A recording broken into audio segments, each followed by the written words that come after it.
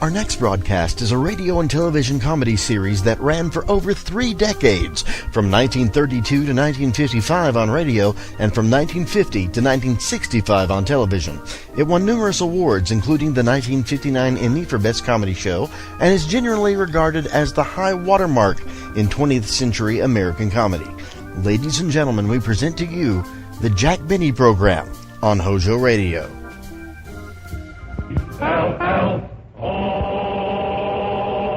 The Jell-O program starring Jack Benny with Mary Livingston and Abe Lyman and his orchestra. This program comes to you from the Grand Ballroom of the Waldorf Astoria. The orchestra opens a program with Plenty of Money and You from the Gold Diggers of 1937.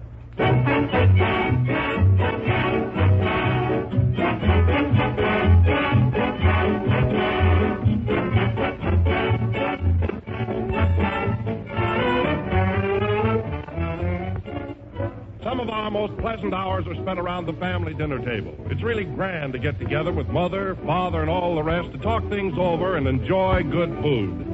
And those times are even more pleasant when dessert is a gleaming dish of delicious Jell-O. Young and old, everybody enjoys Jell-O's fresh fruit taste. It's appetizing, refreshing, really satisfying, too. No wonder Jell-O is the most popular gelatin dessert in the entire world today. For only in genuine Jell-O do you get Jell-O's extra rich fruit flavor. So why not brighten up your family table by serving Jell-O for dessert soon? It's easy to make, good to look at, and delightful to taste. Accept no substitutes. Ask your grocer for the one and only genuine Jell-O.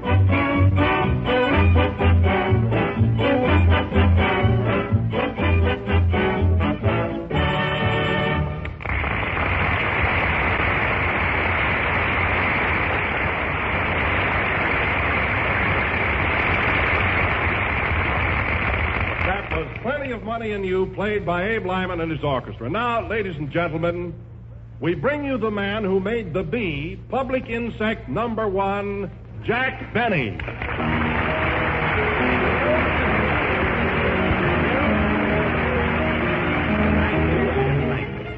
Hello again. This is Jack Benny talking, and believe me, folks, I'm sure glad to be back in New York for a couple of weeks. Well, Jack, if you like it so well here, why didn't you come sooner? I couldn't, Don, not until I had vindicated myself and my violin teacher. Oh, Now that I've played the bee, I can walk down Broadway with head high, unashamed. Oh, Jack, I thought you did a great job. Did you bring your violin with you? No, I sent it to Honolulu for a rest. For a rest? Yeah. If you'd been missing for days and then had the bee played on you, you'd want a rest, too. Well, all I did was hear it, and I could stand a vacation. One more crack like that, and you'll get it. Anyway, Don, let's not engage in any low banter tonight. After all, we're broadcasting from the Waldorf Astoria. Yes, indeed. This is a pretty high-class place, isn't it? Yes, sir. Quite swanky. Swanky? Mm-hmm. Well, I had a shave before they let me in the barber shop. Yes, sir. You know, Don, I think their prices here are quite well balanced. I didn't pay a cent more for having my suit pressed than I did for my suit. Really. You're stopping here, aren't you, Don? Oh, yes, Jack. I have a lovely room on the 22nd floor. Well, when you go to your room tonight, be sure and use the middle elevator. The middle elevator? Why? That one has the best floor show. Oh. I tell you, Don, the service here is deluxe-y. Come in. Mr. Benny? Yes. On behalf of the entire personnel of the Waldorf Astoria, may I extend a cordial greeting and invite you to avail yourself of every possible facility here. Well, thank you. Are you the managing director? No, I'm vice president in charge of removing dishes. A busboy. Yes, in the vernacular. Here's my card. Your card, thank you. Well, that's odd. A round card. It's also a butterplate. Goodbye. Oh. Gentlemanly fellow, wasn't he? Yes, rather. Yes. Hello, Jack. Is this the place? Oh, hello, Mary. Well, Mary. Glad to see you. That was quite a reception you got, wasn't it? Yeah, but there's one man in the second row who wasn't applauding. Where? Right over there. Well, oh, no wonder, Mary. The poor fella has one arm in a sling. Well, it wouldn't hurt him to slap his face for a friend. That's That's right. Well, Mary, we sure missed you last week, didn't we, Don? Well, I'll say we did. Oh, hello, Don. I didn't see you. How are you, Mary? Gee, you've changed. Look, Jack, he's lost his double chin. Quiet, it's in his collar. Say, Mary, you've been in New York all alone for a week. What have you been doing? Plenty, and I wasn't alone. Oh. You remember the fellow I wrote you about that I met on the train? Oh, you mean that salesman? Yeah. Mm-hmm. Hey, wait a minute. You told me in your letter he got off at Cleveland. Just to mail that letter. He got right on again. Oh. So he's the guy that's been taking you out, huh? Yeah. I saw all the good shows. And, oh, Jack, there's one show that you shouldn't miss. Really? It's called, gee, I can't think of the name of it. Was it Stage Door? No. Red Hot and Blue? No, that's funny. I saw the name stamped right on the towel in my hotel. The name stamped on the towel in your hotel? I got it. You can't take it with you. Oh, sure. There's nothing like drying yourself with a good show. Say, Jack. Yeah? Where's Phil Harris? Phil Harris, darn it. I left him in Hollywood. I forgot my pajamas, too. Oh, Jack, Phil asked me to tell you that he'll join us just as soon as he's through making that picture. Oh, yes. Don, come here a minute, will you? This Abe Lyman who's leading the orchestra, what kind of a guy is he? Personally, I mean. Well, Jack, he's really an awfully nice fellow. You'll like him, I'm sure. Abe, you know Jack Benny, don't you? Sure. How are you, Jack? Fine, Abe. Funny, you and I have never worked together before, have we? No, and I'm very happy to have this opportunity. Well, thanks. Seems to be quite a regular fellow, Don. Now, Abe, this being your first appearance with me, I'd like to start you off on the right foot. You don't mind, do you? Well, I just want it understood that I'm head man here, and whatever I say goes. Do you understand? And, furthermore, I want this settled right now so we won't have any trouble in the future. Is that clear? Are you through? Yes. Now, let me tell you something. You might be Buck Benny, but don't try to ride me.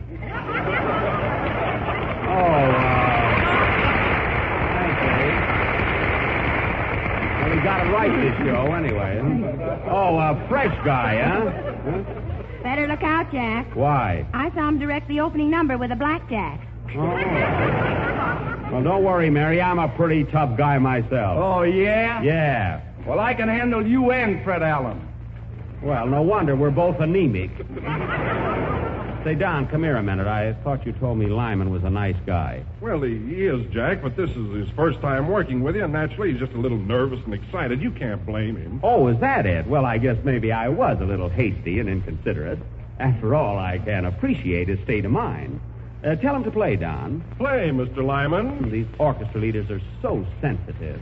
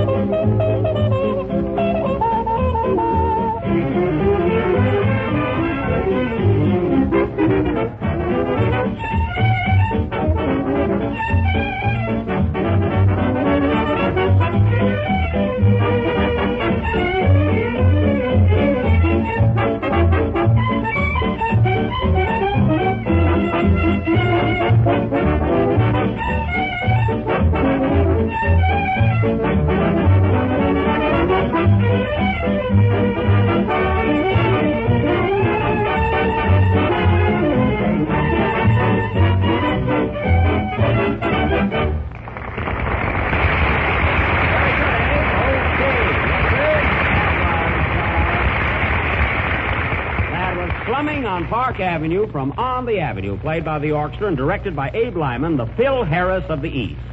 And very good, Abe. Thanks. Oh, by the way, Abe, you don't mind if I describe you to our radio audience, do you? After all, a little word picture wouldn't be amiss. No, go right ahead, but just be careful what you say, that's all. Now, wait a minute. Let's not start that all over again. This is my program, and I'll say anything I want to. You'll sound awfully funny with my fist in your mouth.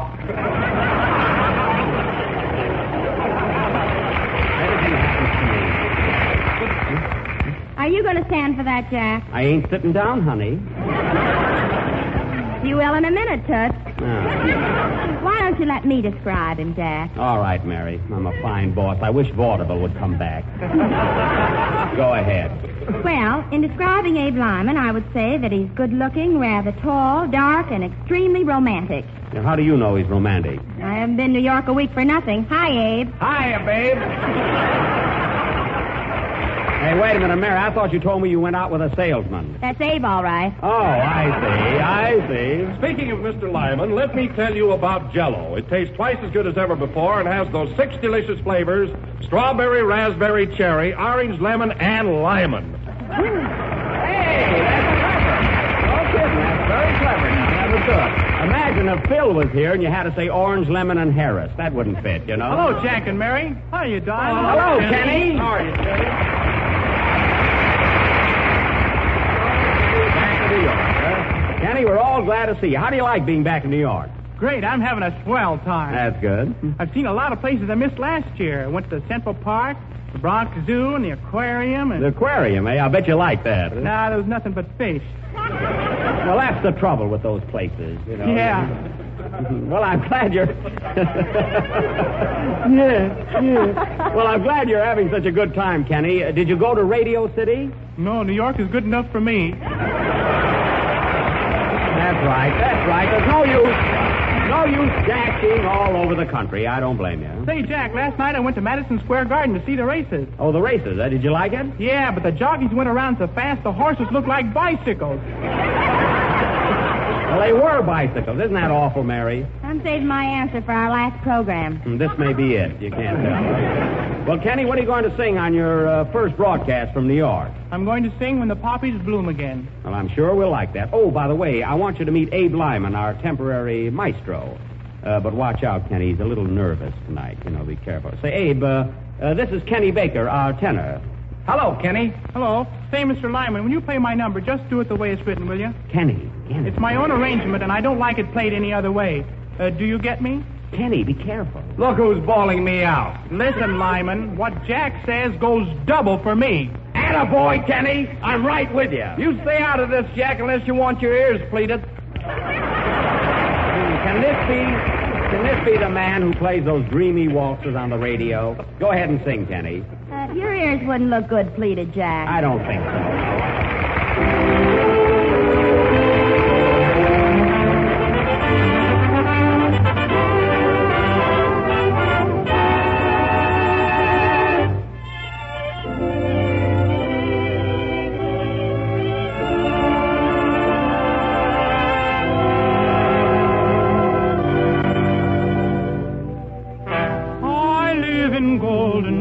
Of memory, when love was everything to you and me, but love undying still keeps me sighing. My heart is crying for you alone. When the poppies bloom again, I'll remember you there beside the river Seine, where we kissed adieu. When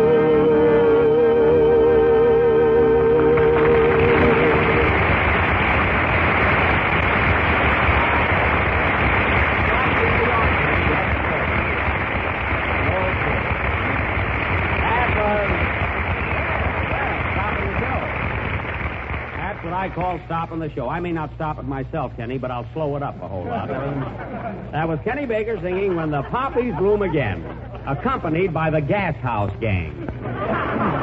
That was beautiful, Kenny. You were so at ease. Sure, I'm not afraid of linemen. Well, I'm not either, but I don't want any roughhouse at the Waldorf. With you on the bottom. Now, listen. This is our first program in New York, and I'm just trying to keep things orderly, that's all. Outside of that, I'm not afraid of anyone. You're not, eh? No. Then you've either got a loud cheaper. You got a what? Oh, take that joke again. Come here, that's a good joke. Let's take the joke. Outside of that, I'm not afraid of anyone. Go ahead. You're not, eh? No. Then you've either got a loud heart or a cheap watch. That's it. That's the one. See? I didn't want you to miss that. That was funny. Say, Don, speaking of hearts, what time is it? I mean, speaking of watches. About 8:45. It is. I wished he'd get here. Who? Well, listen, Don. When I played the bee last Sunday night, I didn't completely vindicate myself. There's one small point yet to be settled. What is that, Jack? Well, I asked Stuart Cannon, that little boy who originally played the bee and caused all my trouble with Alan, to come up here tonight, and I'm going to find out if he's really 10 years old. Let's find out how to play the bee, too. I played it all right. But I have my doubts about Alan's statement.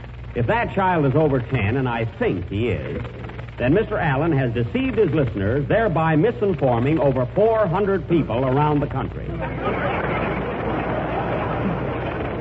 Anyway, I'm going to find out the truth. Hey, maybe that's him. Huh? Come in. Hello. Hey, fellas, look. Look who's here. Hello, stranger. Well, Schlepperman.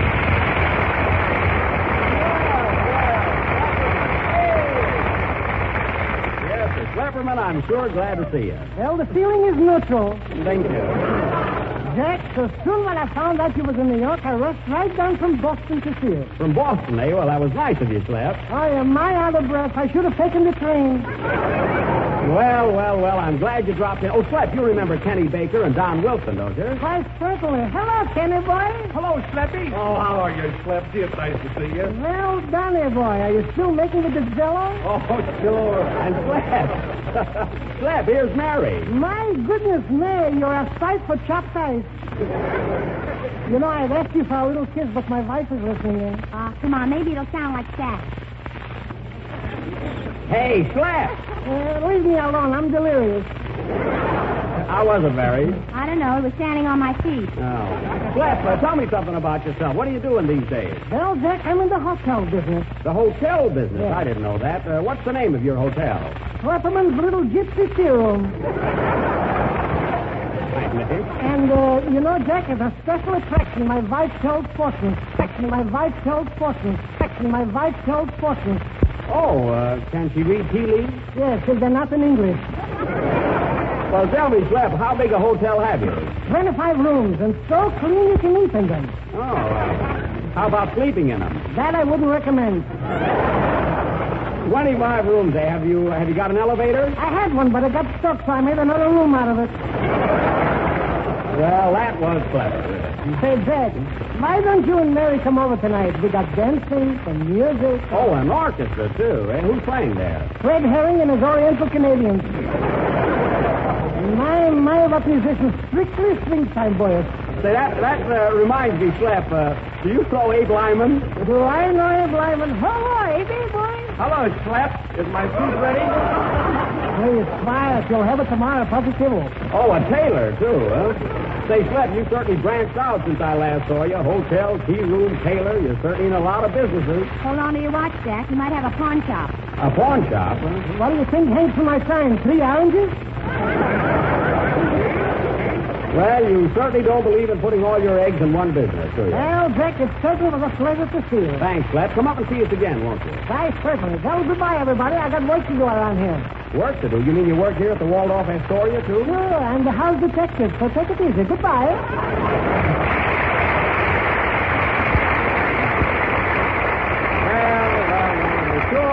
It is sure good to see old Schlepperman again. He's certainly in a lot of businesses, isn't he, Mary? I bet he's in 2 more by now. I'll take that bet. I'm also a bookmaker.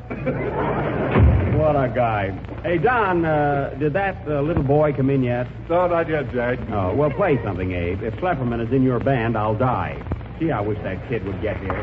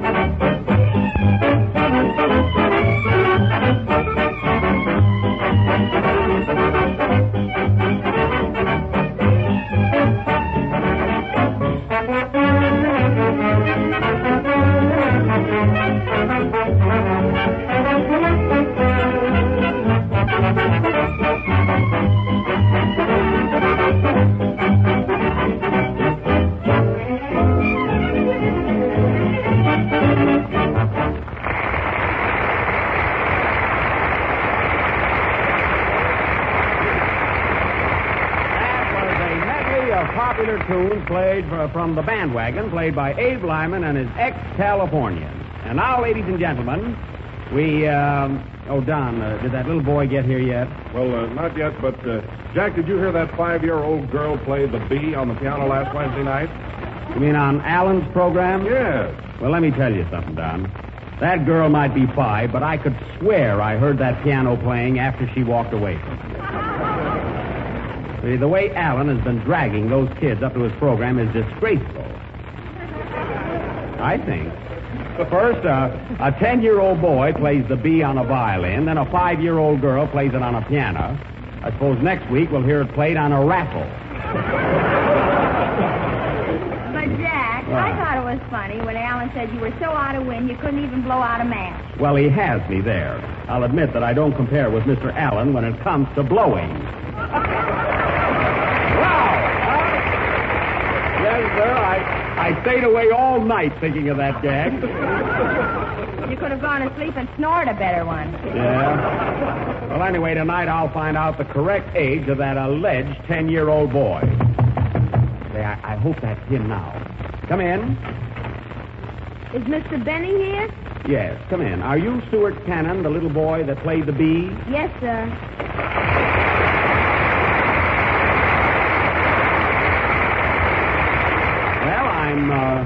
I'm awfully glad you came up tonight, Stuart. What did you want to see me about, Mr. Benning? Well, it's a, If it's about the violin, I don't give lessons. No, Stuart. Look, no, Stuart. I merely sent for you to ask a few questions. Now, there's nothing to be afraid of. Just answer correctly and regard me as your friend. I'm scared. Scared, Stuart? Why? Mr. Allen said you were the boogeyman. Now, Stuart, that's silly. That's silly. Do I look like the boogeyman? Yeah. Now listen to me, Stuart. I'm here to prove something tonight. I'm going to ask you a few questions, and I want the proof. You know what happens to little boys who tell lies? No. Well, you want to go to heaven, don't you? Not yet. Now listen to me, Stuart. I listened to you last Sunday, and I didn't like it.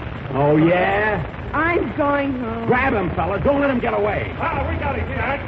He looks suspicious to me. Search him, boys. Look, Jack, he's got marbles and a trout and some fish hooks. And here's a slingshot. A slingshot, eh? Disarm him, then. Now, listen here, Stuart. Gee, you're silly.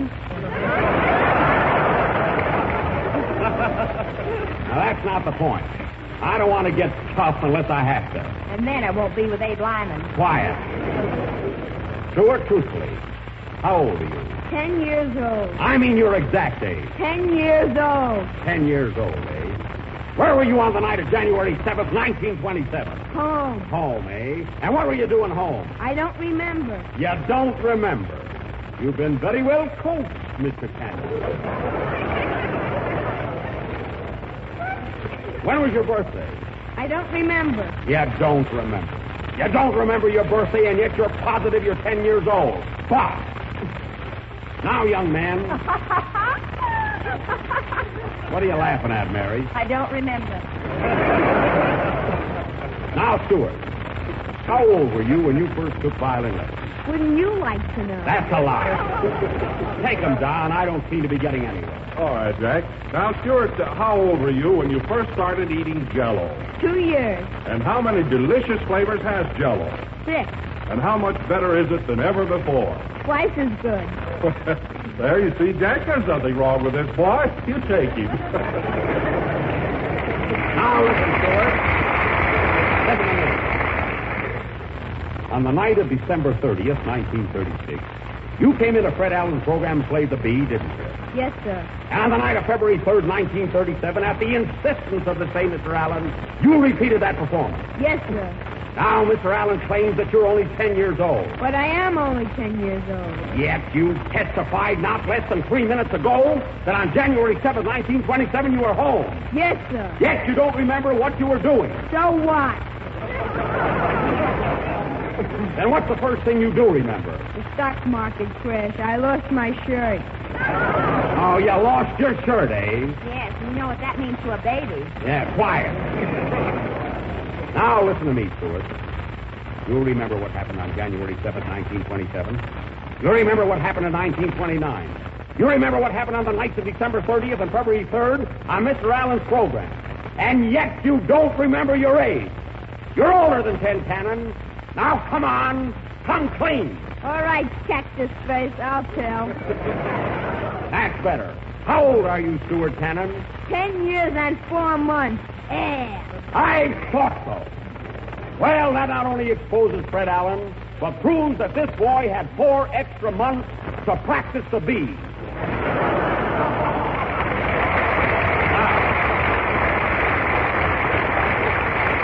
You're excused, Mr. Cannon. I rest my case. Pop, you're intimidating the witness. Cleverman, what are you butting in for? I'm also a lawyer. Play line.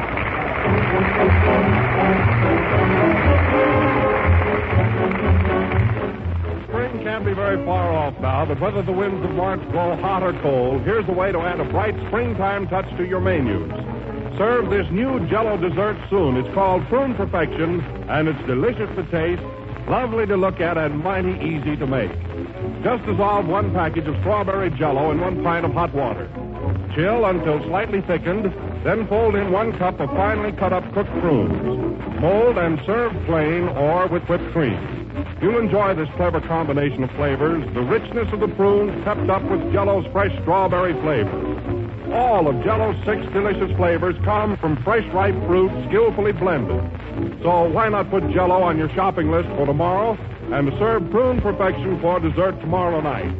But be sure you get genuine Jell-O with that extra rich fruit flavor. Look for the big red letters on the box. They spell Jell-O.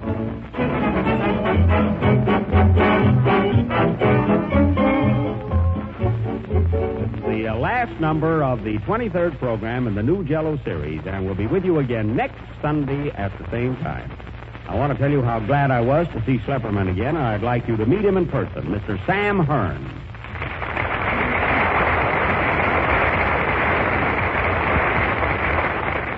Thank you, Jack. And little Stuart Cannon, who played the bee, which kept us going for weeks. Thank you. Isn't he cute, Mary? Yeah. Gee, I wish he was a couple of months older. Good night, folks.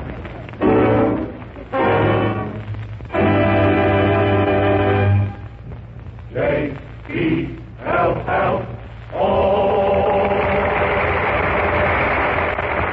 This is the Red Network of the National Broadcasting Company.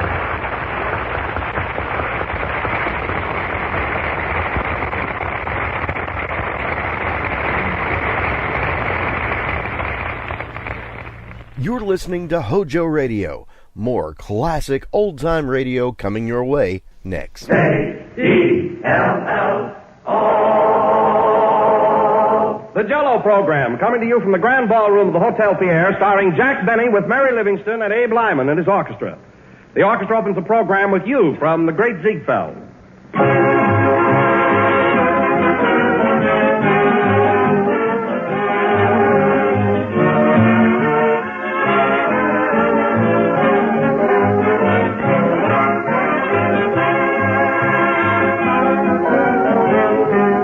They say that time is money, and if you want to save both time and money, serve Jell-O for dessert. Jell-O is easy to make, easy to take, a good-looking, good-tasting, inexpensive dessert that you can make in just a jiffy. Your whole family will go for Jell-O's refreshing true fruit taste. And remember that genuine Jell-O brings you that extra rich fruit flavor that comes from fresh, ripe fruit. So brighten up your dinner table some night soon. Serve a great gleaming dish of colorful Jell-O. It looks so attractive, it tastes so good, and costs so little. Ask your grocer for Jell-O tomorrow. But be sure you get the real thing, except no substitutes. Insist on the one and only genuine Jell-O.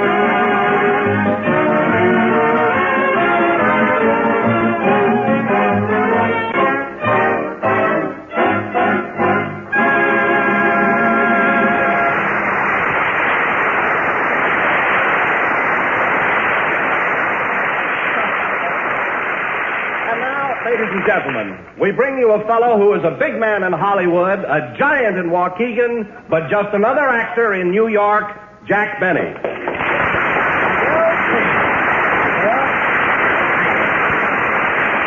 Hello again. This is Jack Benny coming to you from the Grand Ballroom of the Hotel Pierre. And listen, Don, I'm not such a small guy in New York either. Well, then, Jack, how come they won't even let you broadcast from the NBC studios? First, you're at the Waldorf Astoria, now the Pierre. Well, it's because NBC is crowded, that's why. Well, how long are you going to stay in New York, anyway? Until we run out of hotel.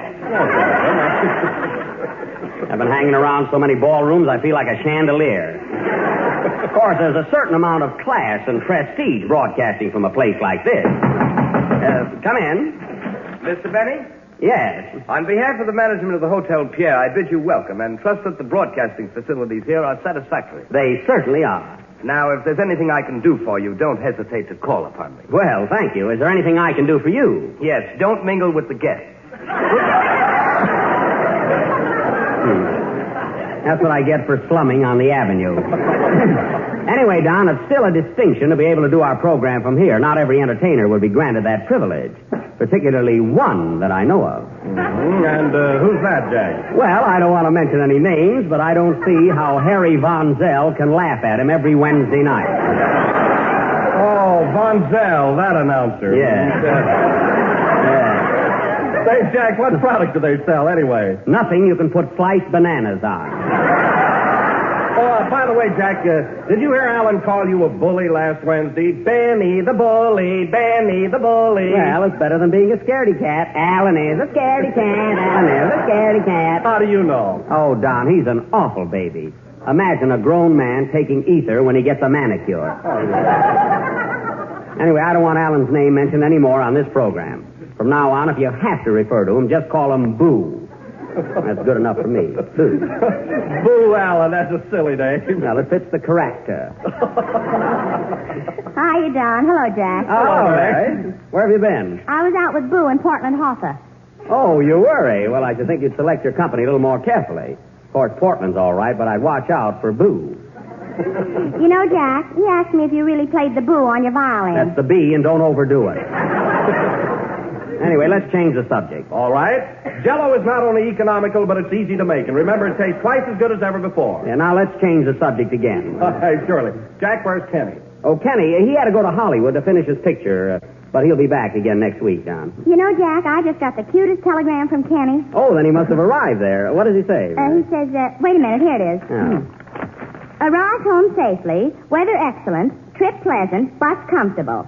Oh, he motored back. I see. Scenery was beautiful in Pennsylvania, especially when we passed through Bootown. Bootown? He means Allentown. Oh, I see. He must have read my thoughts. Go on, Mary. Right now, I'm listening to the program, And I certainly miss me. Oh. You would never know Hollywood. It has changed a lot in 2 weeks. I can't even find my house, and the Paramount studio has changed its name to Anheuser-Busch. Anheuser-Busch? Where's that wire from, Mary? St. Louis. I thought so. What a dope. Imagine getting off at St. Louis. Read on, Mary. P.S. P.S. and a telegram. I just found out that I'm in St. Louis instead of Hollywood. Boy, are they mixed up.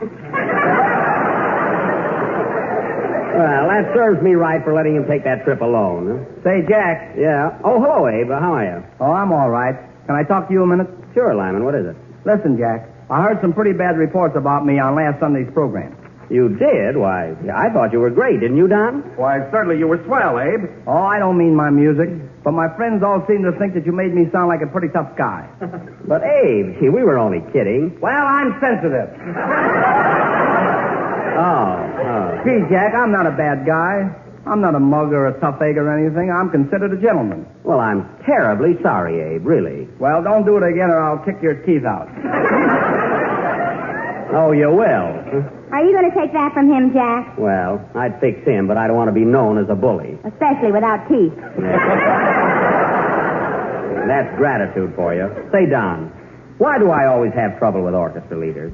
What have I done to deserve those constant threats of violence? Am I a magnet that attracts the brutality in my throat? A football to be kicked around from pillar to goalpost? Why must I be eternally ducking behind a microphone? I don't know. Why? While I'm thinking of an answer, the orchestra will play I Got Rhythm. Play, Lyman. I wish Freddie Bartholomew had an orchestra. I'd tell him something.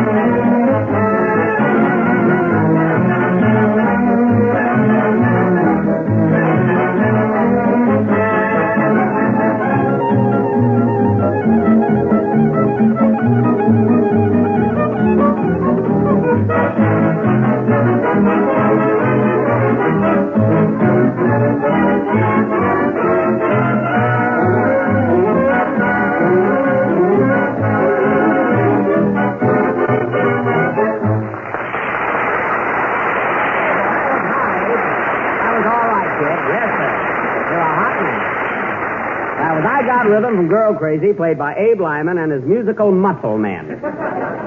I don't know, Abe, how can your musician be so tough and play so sweetly? I feed him raw meat and cream puffs. Oh, I see. And anyhow, now, listen, Abe, I don't want to argue about anything. I'm too tired. I was up all night doing some last-minute work on my income tax. Income tax? Yeah. Why, Don and I saw you at the Stork Club last night with a blonde. Well, she was helping me. The way she ate, you could put her down as a dependent. Mary, blondes aren't deductible. You know, Jack, I'm glad I live in California where there's no income tax. Why, Mary, the federal tax applies to California the same as any other state. That's funny. I never paid one. You didn't? Well, didn't you get any letters from the government? Yeah. See, I thought it was fan mail. I sent him a picture. Well, you better file a tax report right away, or you'll be doing a guest appearance on the Leavenworth Hour. That's pretty good, wasn't it? Huh? I like it. You better get after it, though, Mary, really. Fine romance with no cheesecake. Hey. Hello, Sandra. Hello, Slap. How are you? Well, I feel like $1 million, and on that I don't have to pay tax. Well, Slap, I really didn't expect you tonight. Jack, so soon when I heard Kenny Baker wasn't coming up here, I came up to offer my services to give you an audition. Oh, really? So, are you a singer? That's me, Bing Schlapperman. And the Yodelers and Yonkers, you know. So you're a singer. Well, that's news to me. Whose band did you sing with? Goy Lombardo. Goy. What a snappy band of rhythm boys. Wow. Oh, the Lombardo. Say, listen, I've listened to them a lot of times, but I never heard your voice. Oh, do they play loud? Well, Slap, tell me, what kind of songs do you sing? Mostly sentimental. At home on the ranch, shoes and saddles. And there's an old swimming pool in the parlor. Swimming pool? That's spinning wheel, you dope. Hey, Greg. What? Greg, what's the matter with that lineman? Oh, you know how temperamental musicians are, especially band leaders. Lyman, our band leader. A brush you should have on the end of that stick.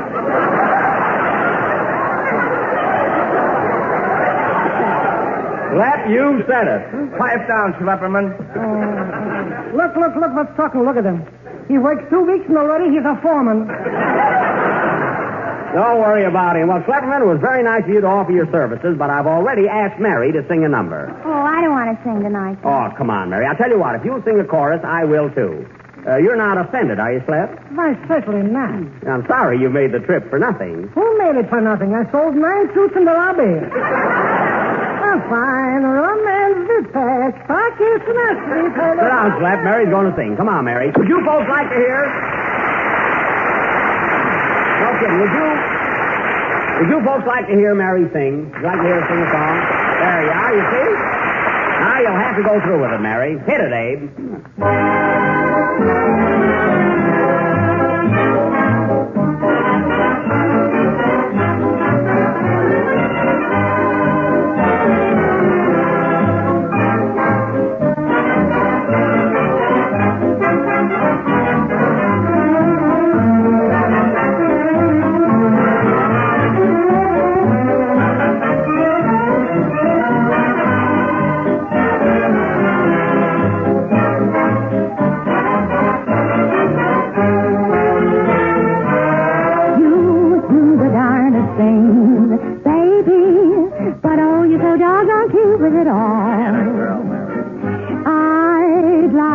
Your wings, baby, you're flying so high you do for a fall.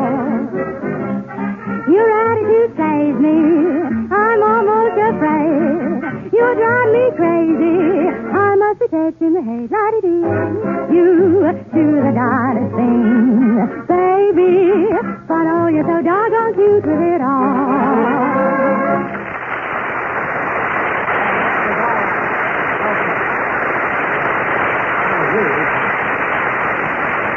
Your folks like that. Mary, that was swell.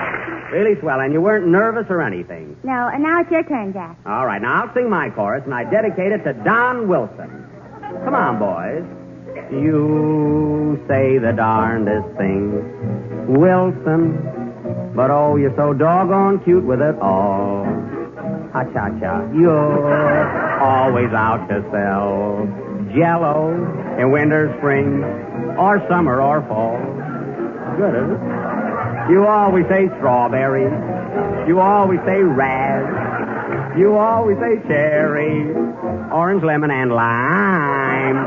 You nearly drive me nuts, Wilson. But oh, you're so doggone cute with it all. What's that noise out there? What is that? What is that? Hey, what's going on in here?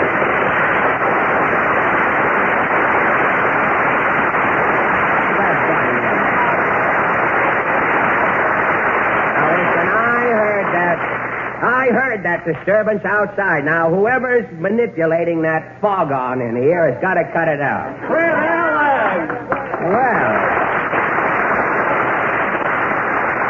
as I live and regret that there are no locks on studio doors. If it isn't Boo Allen. Now, listen, Allen, what's the idea of breaking in here in the middle of my singing? Singing? Yes. Now, listen, Betty. I didn't mind it when you scraped that overnight bag 2 weeks ago and called that playing the beat. Yeah. But when you stand here tonight and set that whooping cough to music and call that singing, you're going too far. Oh, you didn't like it, huh? Like it? Why, you make Andy Devine sound like Lawrence Tibbett. Now, look here, Allen. I don't care what you say about my singing or my violin playing on your own program. But when you come up here, be careful. After all, I've got listeners. Keep your family out of this. Listen. My family likes my singing and my violin playing, too. Your violin playing? Yeah. You're using the verb loosely, Mr. Benson.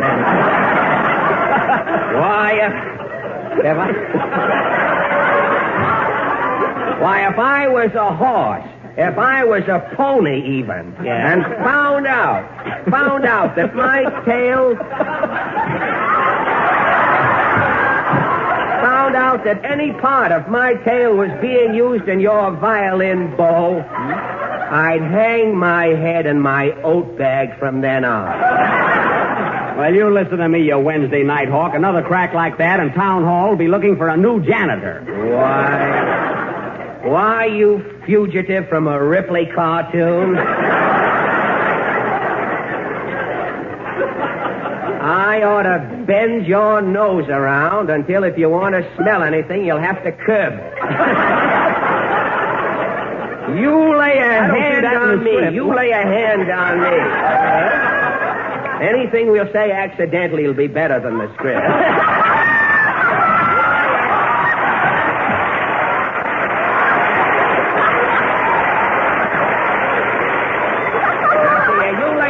On me, Benny, and you'll be hollering strawberry, raspberry, cherry, orange, lemon, and health. Oh, listen to that smile of beauty. Keep this up, Alan, and I'll ask Don Wilson to fall on you.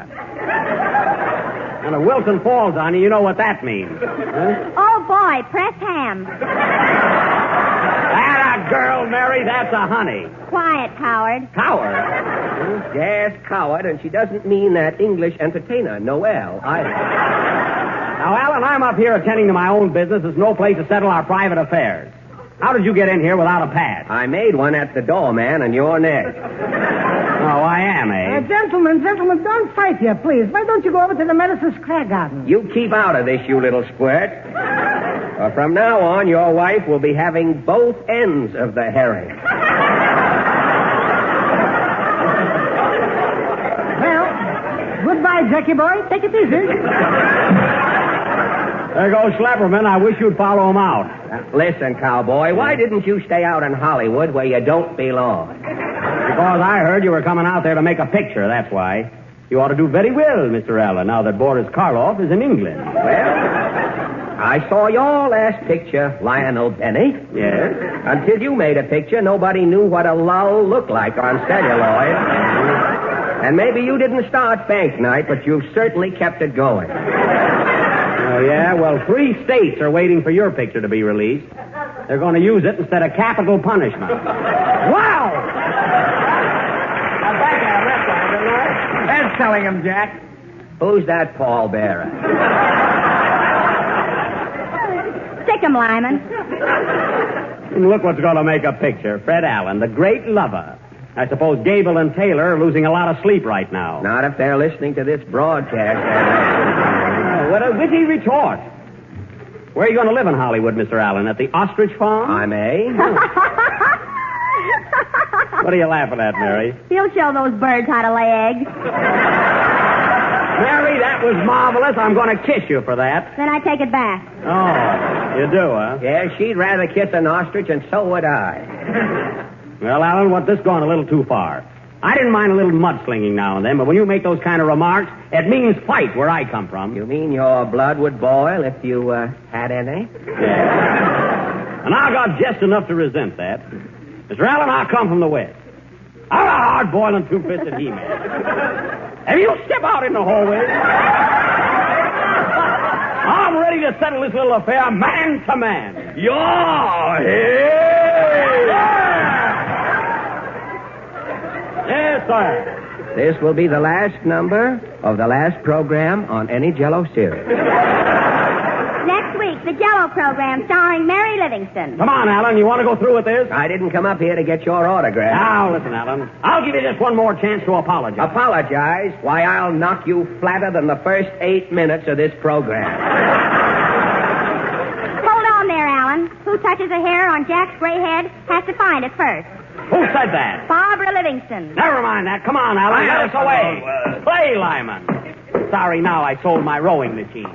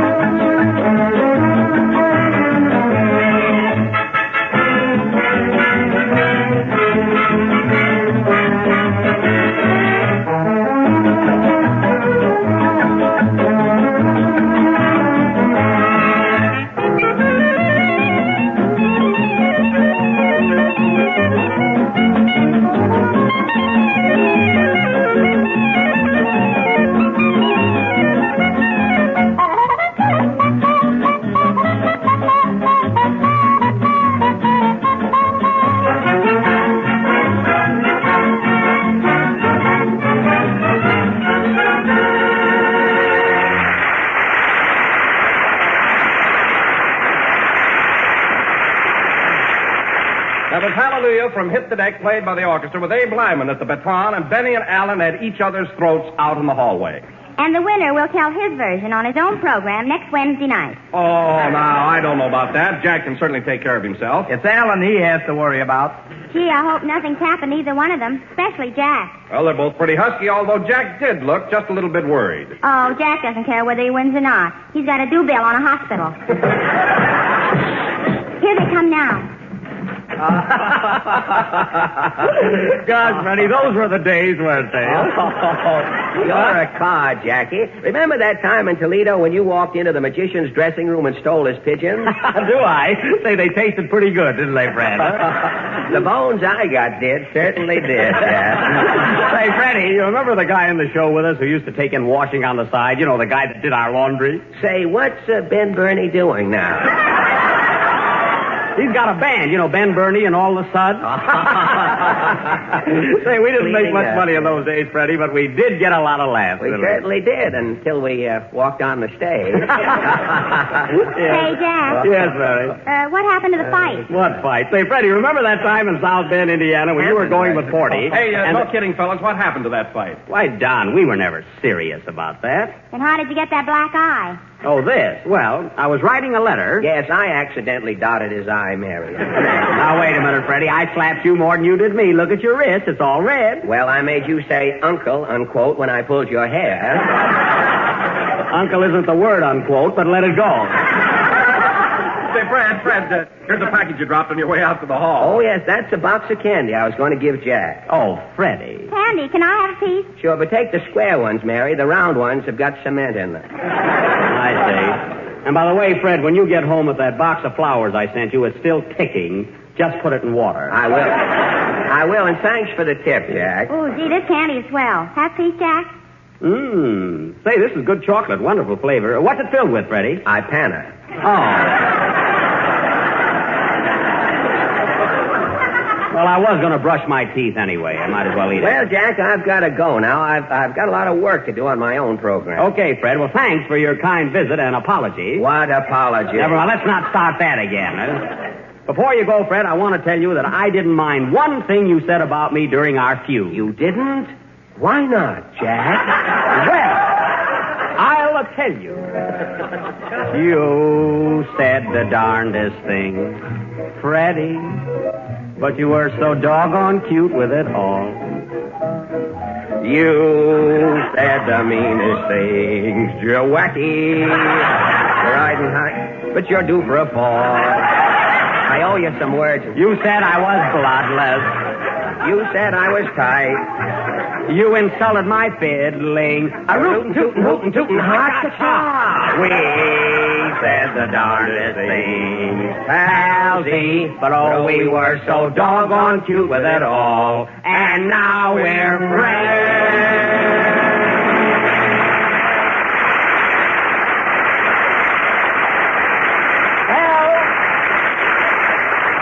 Fred, I didn't know you could sing that good. Thanks, Jack. Well, I've got to leave you now. And, oh, by the way, Mr. Lyman. Yes, Fred? Now, listen, Tuffy. You lay off on my pal, Jack Benny. That's a hint. Goodbye, everybody. Goodbye. Goodbye. So long, Fred. So long. Well, play, Lyman, and watch your step. You heard what Alan said. Why, you little sawed-off punk, I'll take you and tear you from limb to limb. Freddie!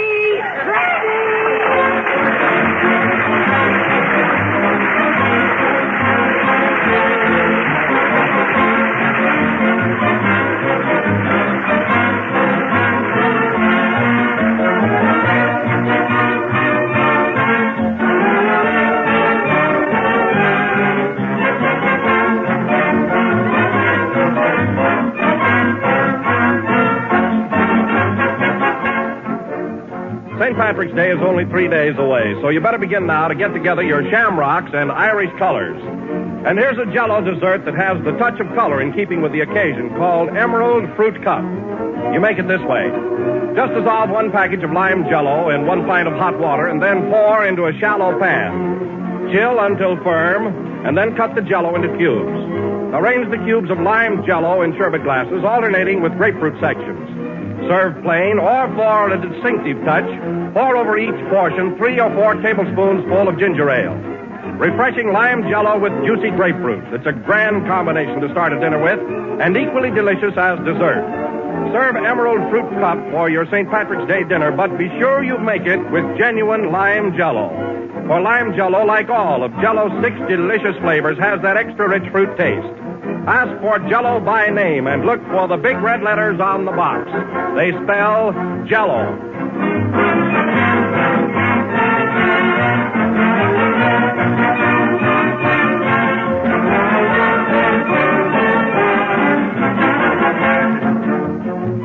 This is the last number of the 24th program in the new Jell-O series, and we'll be with you again next Sunday night broadcasting from New York City.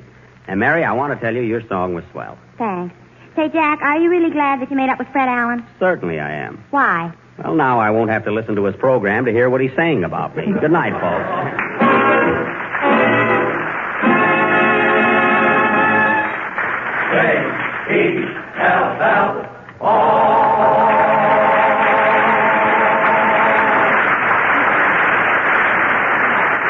Here's a special announcement for our Canadian listeners. All Jell-O sold in Canada is made in Canada.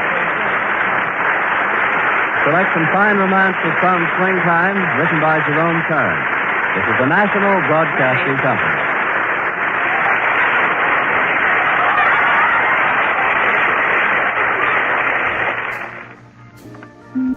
Our next popular broadcast began in August of 1949 on NBC Radio and ran until November of 1953. Set in the Midwest, it starred Robert Young as General Insurance Agent Jim Anderson and portrayed an idealized vision of middle-class American life of the era. It was created by writer Ed James. While the show is often regarded as an example of conservative nature of the American family life in the 1950s, it's also cited as to be slightly rosy portrayal as well. We proudly present to you Father Knows Best on HOJO Radio. Mother, is Maxwell House the best coffee in the whole world? Well, your father says so, and your father knows best.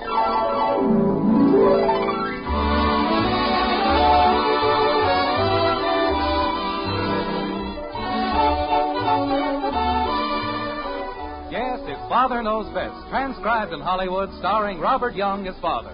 A half-hour visit with your neighbors, the Andersons.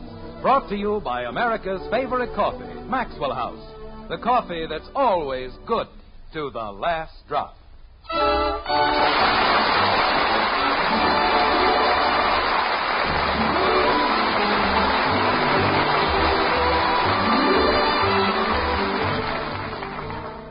unfortunately, is the time of year when most young people become arsonists at heart. As they sleep, the gentlest smiles creep softly across their gay young faces. Smiles caused by a joyous vision, a glorious dream of the schoolhouse burning down. Yes, this is the time of year when the young ones return to their scholastic grind. And in Springfield, in the white frame house on Maple Street, the morning is a hectic one indeed, like this. Jim? Who's in there? Jim, your coffee's ready. Do you want it now? I want to get into the bathroom. I have to shave. Betty? I'm in here, Father. Well, who's in the bathroom? I think it's Bud. Bud. Bud! Did you want something, Dad? What are you doing in there? I'm taking a shower. Well, why did you lock the door? I don't have any clothes on. Bud. Yes, Dad? Hurry up. Okay, Dad. I'll be right out. I dream of a genie with a light again. He doesn't have any clothes on. Of course, everybody else takes a shower in a raccoon coat. I don't know what's gotten into that boy. Acts more like his mother's side of the family every day. Jim, what was all that banging up there? Oh, the same old thing. Honey, isn't there anything we can do about a schedule for the bathroom? It gets worse every morning. I know, dear, but after all, this is a special morning. It's the first day of school, and the children are all anxious to look their best. But I have to be in Plainfield at 9 o'clock. It's a very important deal. I told everybody last night. Of course, dear, I know just how you feel. And you'll feel a lot better after you've had your coffee. I'll have it ready in just a minute. You said it was ready. It was ready, but when you didn't come down... Look, I'd better go back upstairs and stand in line. Jim, it will only take me a second to pour you another cup of coffee. Well, okay. And anybody who thinks he can live in a house with one bathroom and 3 kids Dad. ought to have his head examined. What is it, Bud? I'm out. Well, it's about time. Don't let anybody else in till I get up there. Okay. Jim, where are you going? I'm going to shave. But I poured your coffee. Sorry, honey, you'll just have to pour it back. The bathroom's clear. I may not have a chance like this for another 100 years. Hold the fort, Bud. I'm on my way. Daddy, Bud says I can't go into the bathroom. That's right. Thank you, Bud. Okay, then. But I have to take a shower and I have to go to school. And how can I take a shower if nobody will let me get into the bathroom? Kathy, Daddy has to go to Plainfield. That's 28 miles away. And he has to be there at 9 o'clock. Why? Because I want to sell Mr. Butler some insurance. So we can get some money. So we can eat. Is that clear? I don't know. I just want to take a shower. Kathy, I have to shave, and I can't shave while you're taking a shower. Why? Because you get the mirror all steamed up. Because I want to get to Plainfield wearing both ears. And don't say why. Why? Because... Why don't you go do your homework or something? Oh, I don't have any homework. School hasn't even started yet. Well, make some up. Bud! What happened to my shaving cream? You want me, Dad? No, I want my shaving cream. Where is it? Maybe there isn't any. I could have figured that out for myself, except that I just bought a whole tube of it. Margaret? What shaving cream, dear? The shaving cream I bought last night. You didn't buy any shaving cream last night. I most certainly did. Didn't I? No, dear, you didn't. Well, I should have. Bud? Yes, Dad? Are you dressed? I'm tying my shoe. Well, run down to the drugstore and get me some shaving cream like a good fellow, will you? You bet. As soon as I finish my breakfast. Get it for me now. You can have your breakfast later. Holy cow, Dad. I haven't eaten since last night. Well, another 5 minutes won't make any difference. Use the car and hurry back, please. Okay. What in the... Who's in there? Kathy, come out of that bathroom this instant. I'm not in the bathroom, Daddy. Well, who is? I don't know. Betty! Betty! Did you want something, Father? What are you doing in there? I'm taking a shower. Well, open the door. Father! Jim, you can't shave until Bud comes back anyway. That's got nothing to do with it. I was in the bathroom first. She had no right to sneak in when my back was turned. Will you please stop acting like an overgrown baby? You can have your coffee while Betty is taking her shower. Oh, why do they have to open the schools today? 365 days in the year, and they have to pick a day when I have an appointment in Plainfield. Dad. There's no system in this town, that's what. They just run things to suit themselves. Dad, the car isn't in the garage. It what? It isn't in the garage. Oh, that's fine. That's just great.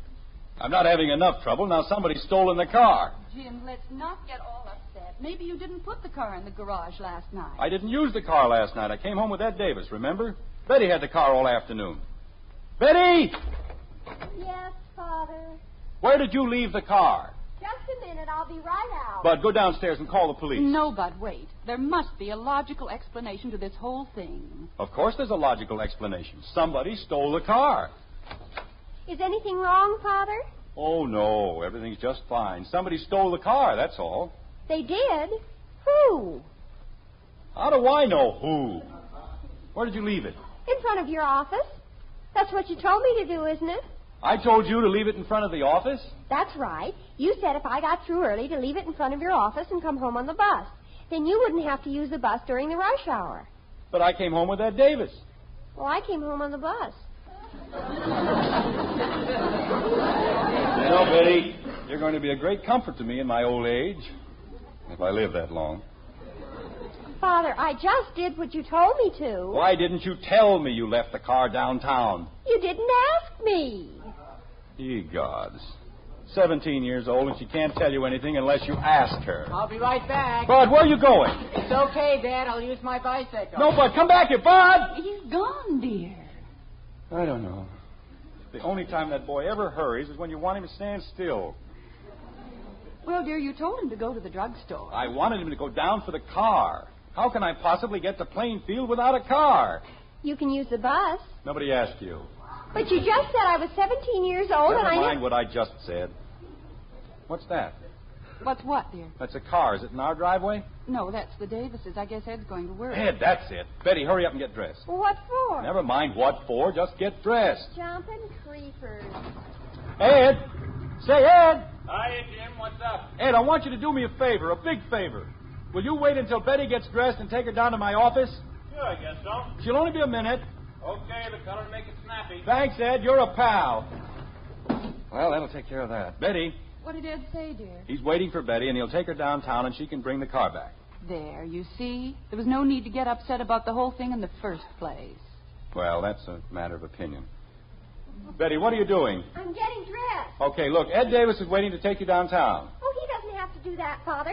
Janie Liggett's going to pick me up. He's going to take you downtown so you can get our car and bring it back here. But I can't, Father. I'll miss my ride to school. I'll take you to school. But Janie Liggett... I don't care about Janie Liggett. This is more important. Well, if it's so important, why don't you go downtown with Mr. Davis? I'll tell you why.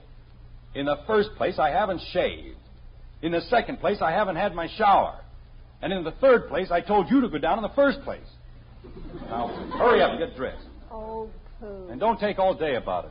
Double poo. What was that? I said yes, Father. Person gets you into a mess like this, the least they can do is get you out. If she'd used her head, the car wouldn't have been left downtown in the first place. First time in her whole life she ever got through with it early.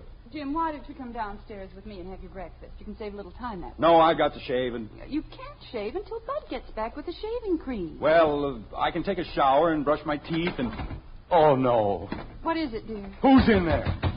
Who's in the bathroom? Did you want something, Daddy?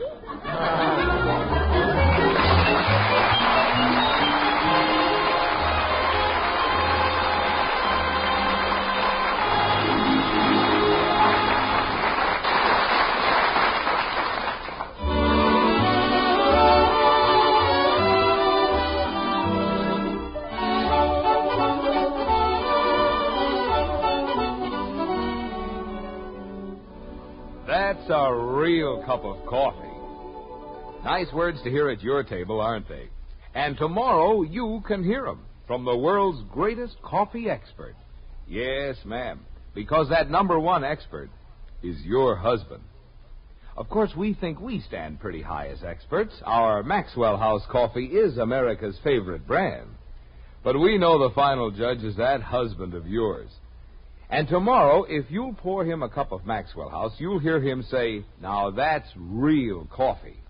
We're so sure of that, we'll give you your money back if he doesn't. You see, we're mighty proud of that famous good to the last drop flavor.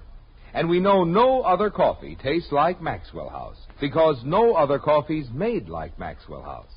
Get a pound tomorrow. Serve it to your husband. If he doesn't say it's the best coffee he ever tasted, why, just send us the can, an unused portion, and we'll gladly refund the price you paid. Our address is right on the front of that familiar blue tin. Tomorrow, start serving the world's greatest coffee expert, Maxwell House Coffee. Always good to the last drop.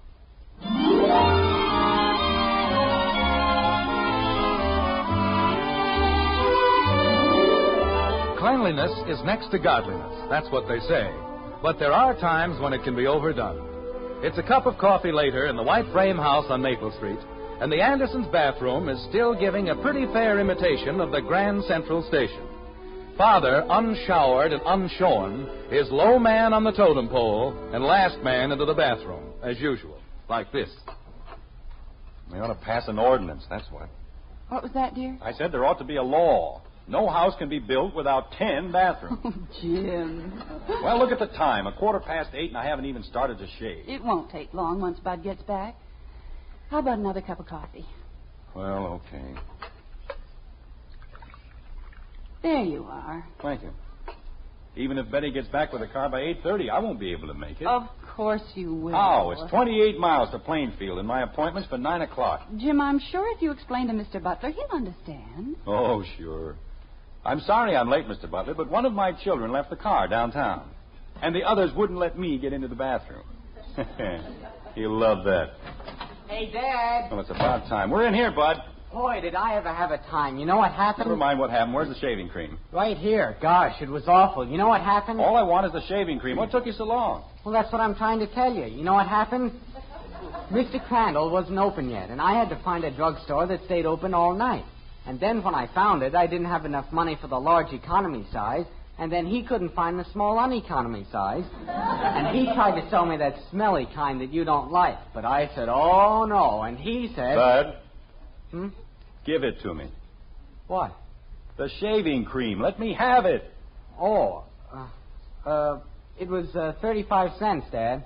I know how much it was. Hand it over.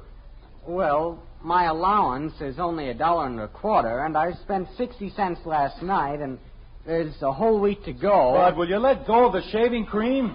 I know you don't mean to forget things like that, Dad, but last year when I laid out 15 cents for the pipe cleaners... I paid you for the pipe cleaners. No, you didn't, Dad. As a matter of fact, I think I paid you twice.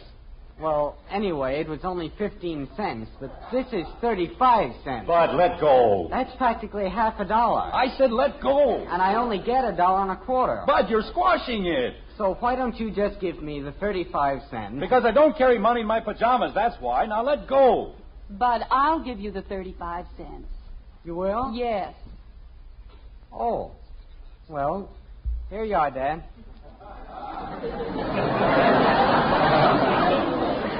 Thank you. Thank you very much. Oh, that's okay, Dad. I was glad to help. Yes, I can see that.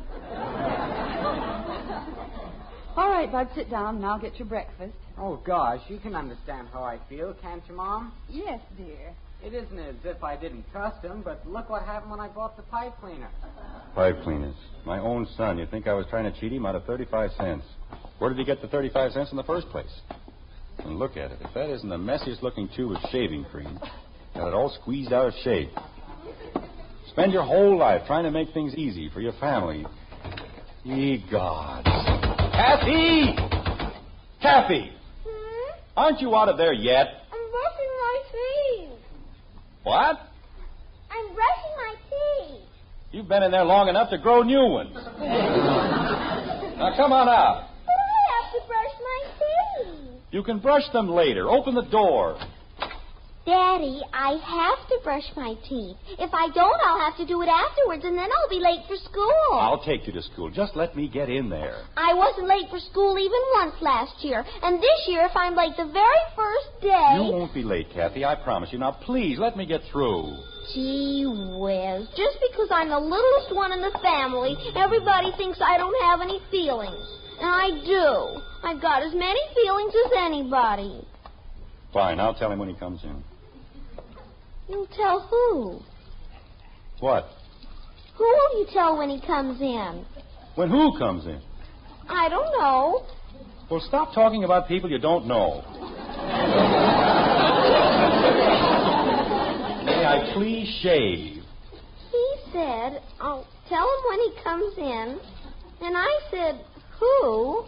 And he said, Jim! Ye gods, now what? What is it, Margaret? Betty's on the phone. Well, tell her to hurry up. She wants to talk to you. Oh, my aching back. I'll be right down, Margaret. Kathy, don't ever get married. And if you do get married, don't have any children. And if you do have any children, don't try to shave. Grow a beard. Daddy, is it all right if I brush my teeth now? No, stay out of the bathroom. Gee whiz. Betty, why aren't you back here? Is that you, Father? Of course not. This is Admiral Byrd, and I'm speaking from the South Pole. Where are you? I'm downtown. That's nice. Are you having a good time? Father, the car's been stolen. Well, stop fooling around down there and... It what? It isn't where I left it. There's another car there, and the man at the filling station said he saw Betty. somebody fiddling around with it this morning. Betty. And I guess they found the place under the mat where we hide the keys. Betty. Yes, Father? Go over to the police headquarters. Give them a full description of the car. Make, model, color, license number. Have you got that? I guess so. Tell them I'll be in later in the morning to make a full insurance report. Is that clear? Well, there's only one thing I don't understand. Yes. What am I supposed to do about my breakfast? Betty, Yes, Father? eat it. Oh? Okay. And Betty, Don't worry, Father. I'll take care of everything. Good. Right after breakfast. Betty! Betty! Oh, fine. It's a conspiracy, that's what it is. The whole thing is a plot to keep me from getting to Plainfield. Well, that's fine. That's just great. What did Betty want, dear? Is anything wrong? No, everything's wonderful. This time somebody really stole the car, that's all. Oh, Jim. I'm up to my neck in appointments, the busiest time of the whole year. A thing like this has to happen to me. Sure, naturally, they'd have to be busy. They'll probably be busy all day. Who, dear? George Phillips. If I can borrow his car, I can still get to Plainfield in time. But... Jim, I wouldn't count on that. George may need the car himself. Why don't you just call Mr. Butler? Because it took me 2 months to set up this appointment, and I don't intend to lose it. And if George Phillips can't do a little thing like lend me his car, well, it's just too bad, that's all. All right, dear. I suppose you know best. Bud! You want me, Dad? Now, whatever gave you that idea? You said Bud.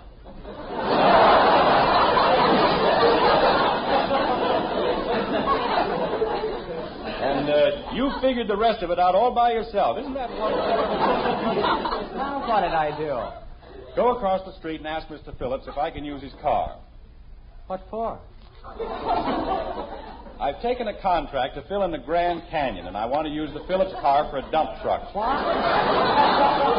Oh, stop asking so many silly questions and do as you're told. But all I said was... Bud, do as your father tells you. Holy cow. Ask a perfectly simple question and everybody jumps down your neck. Get a bunch of double talk about filling in the Grand Canyon.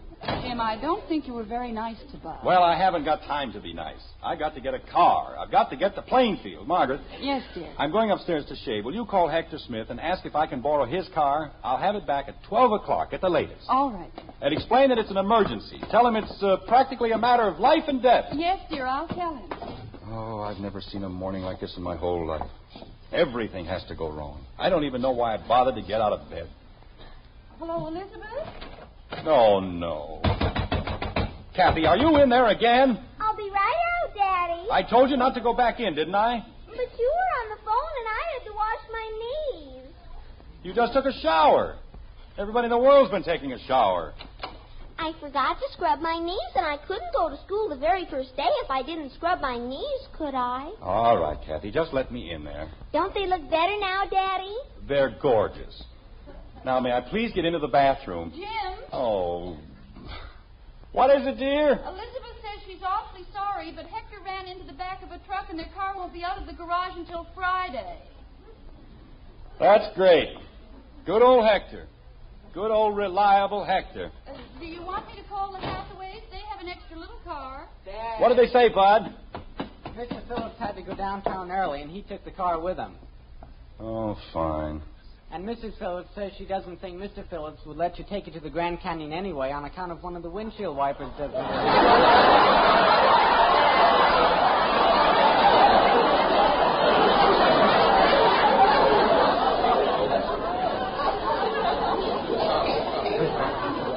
Well, that makes as much sense as anything else that's happened today. Daddy, you said you were going to take me to school. Kathy, this is no time to annoy your father. But he said... It's all right, Margaret. I don't care. The way things have been going this morning, my mind is absolutely numb anyway. Dad. 2 months. 2 whole months getting Butler lined up for the kill, and then a thing like this has to happen. Dad. Fine bunch of friends we have. The windshield wiper doesn't work. Hector ran into the back of a truck. Dad. Jim, I'm sure he didn't do it intentionally. No, but if he wanted to borrow a car, you can bet your bottom dollar there'd be nothing the matter with ours. Dad. But don't you ever keep still? I want to ask you something. Well, go ahead. Don't just stand there. Why don't you use our car?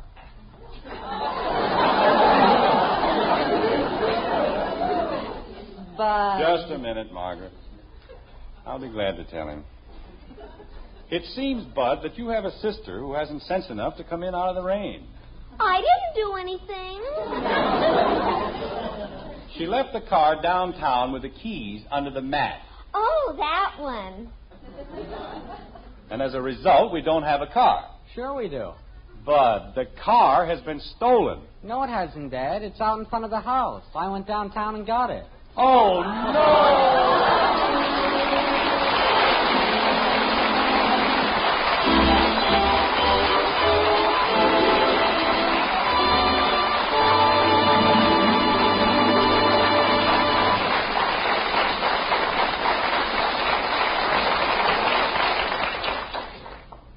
So the car has been sitting right out in front of the house. Seems like when you want something, it pays to look for it where it ought to be. Certainly that's true in buying coffee. You want the most for your money, the most in flavor and enjoyment. And as the world's greatest coffee expert will tell you, you'll find it right in the coffee famous for flavor above all others, our Maxwell House coffee. Sure, just pour a cup of Maxwell House for that husband of yours. He's the #1 expert. And when he says, that's my kind of coffee, you'll know Maxwell House is your kind of coffee, too. Your best coffee buy. Find out tomorrow. Start serving your husband Maxwell House. And count how many truly good cups of coffee you get from just one of those familiar blue tins. We think you'll find it gives you the most for your money. So tomorrow, see how much the world's greatest coffee expert enjoys Maxwell House coffee. Always good to the last drop.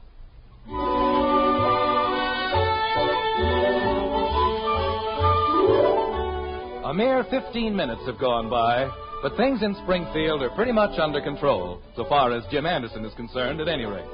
With his hands firmly on the steering wheel of his car, only 2 things remain between Father and his business appointment. Kathy's delivery to school and a 28-mile drive to Plainfield.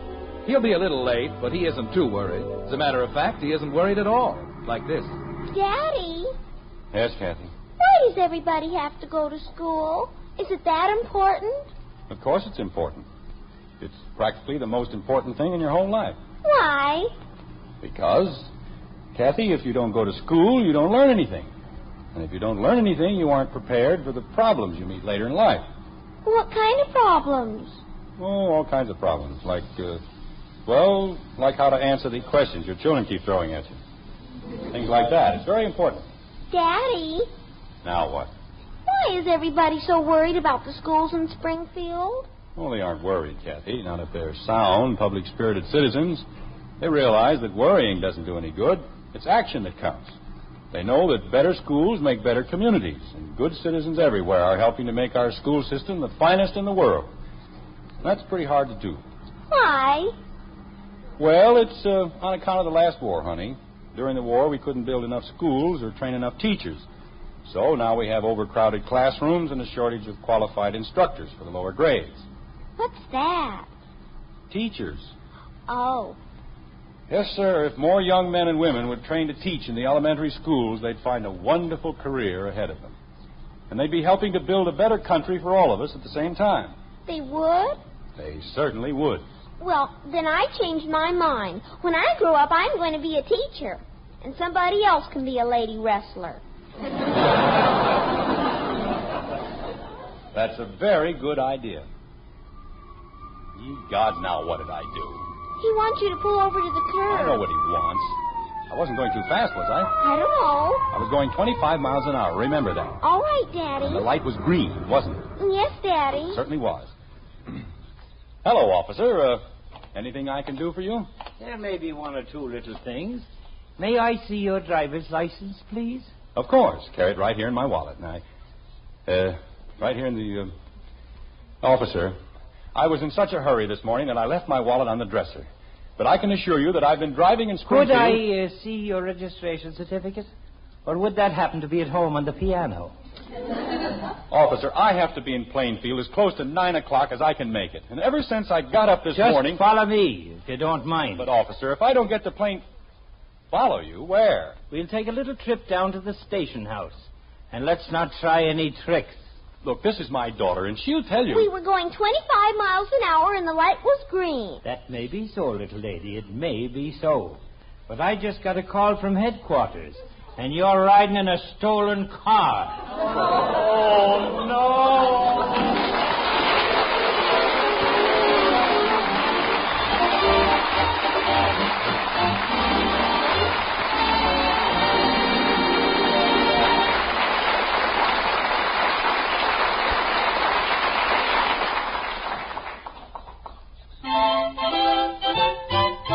Life is swell when you keep well. And Post 40% Bran Flakes is the wonderful breakfast cereal that gives you 3 extra Keep Fit benefits. 1, bran to help prevent irregularity due to lack of bulk in the diet. 2, whole wheat values of these essential B vitamins, thiamine and niacin. 3, a good source of these important minerals, phosphorus and iron. All that and delicious flavor, too.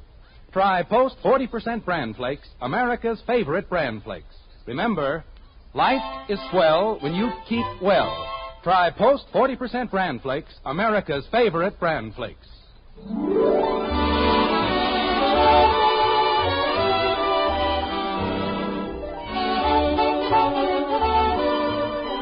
Join us again next week when we'll be back with Father Knows Best, starring Robert Young as Jim Anderson, with Roy Bargy and the Maxwell House Orchestra, and yours truly, Bill Foreman. So until next Thursday, good night and good luck from the makers of Maxwell House, America's favorite brand of coffee. Always good to the last drop. Father Knows Best was transcribed in Hollywood and written by Ed James. Now stay tuned in for Dragnet, which follows immediately over most of these stations.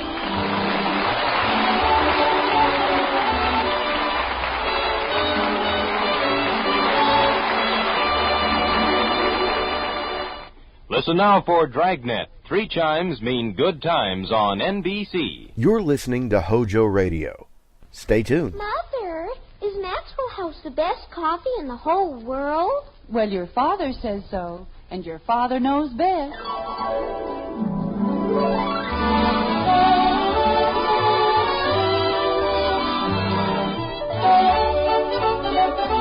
Yes, it's Father Knows Best, transcribed in Hollywood, starring Robert Young as Father. A half-hour visit with your neighbors, the Andersons, brought to you by Maxwell House, the coffee that's bought and enjoyed by more people than any other brand of coffee at any price. Maxwell House, always good to the last drop.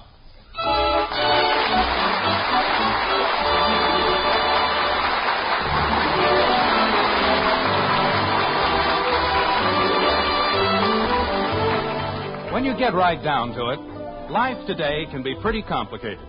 You can't simplify things the way Cervantes did when he wrote, There's a time for some things and a time for all things. A time for great things and a time for small things. If you wrote a thing like that today, you know what they'd say? They'd say, what kind of time? Daylight saving or standard? See what I mean? Life has become very confusing. And in Springfield, in the white frame house on Maple Street, the Andersons will probably confuse it still further, like this. I don't know what's gotten into me lately. I keep yawning all the time. Yes, dear. Guess I must be getting old. Yes, dear.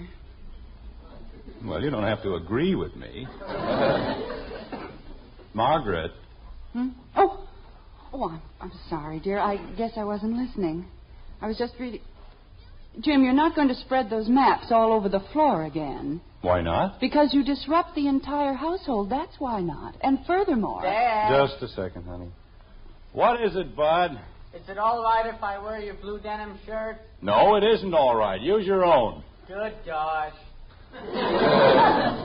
What were you saying, dear?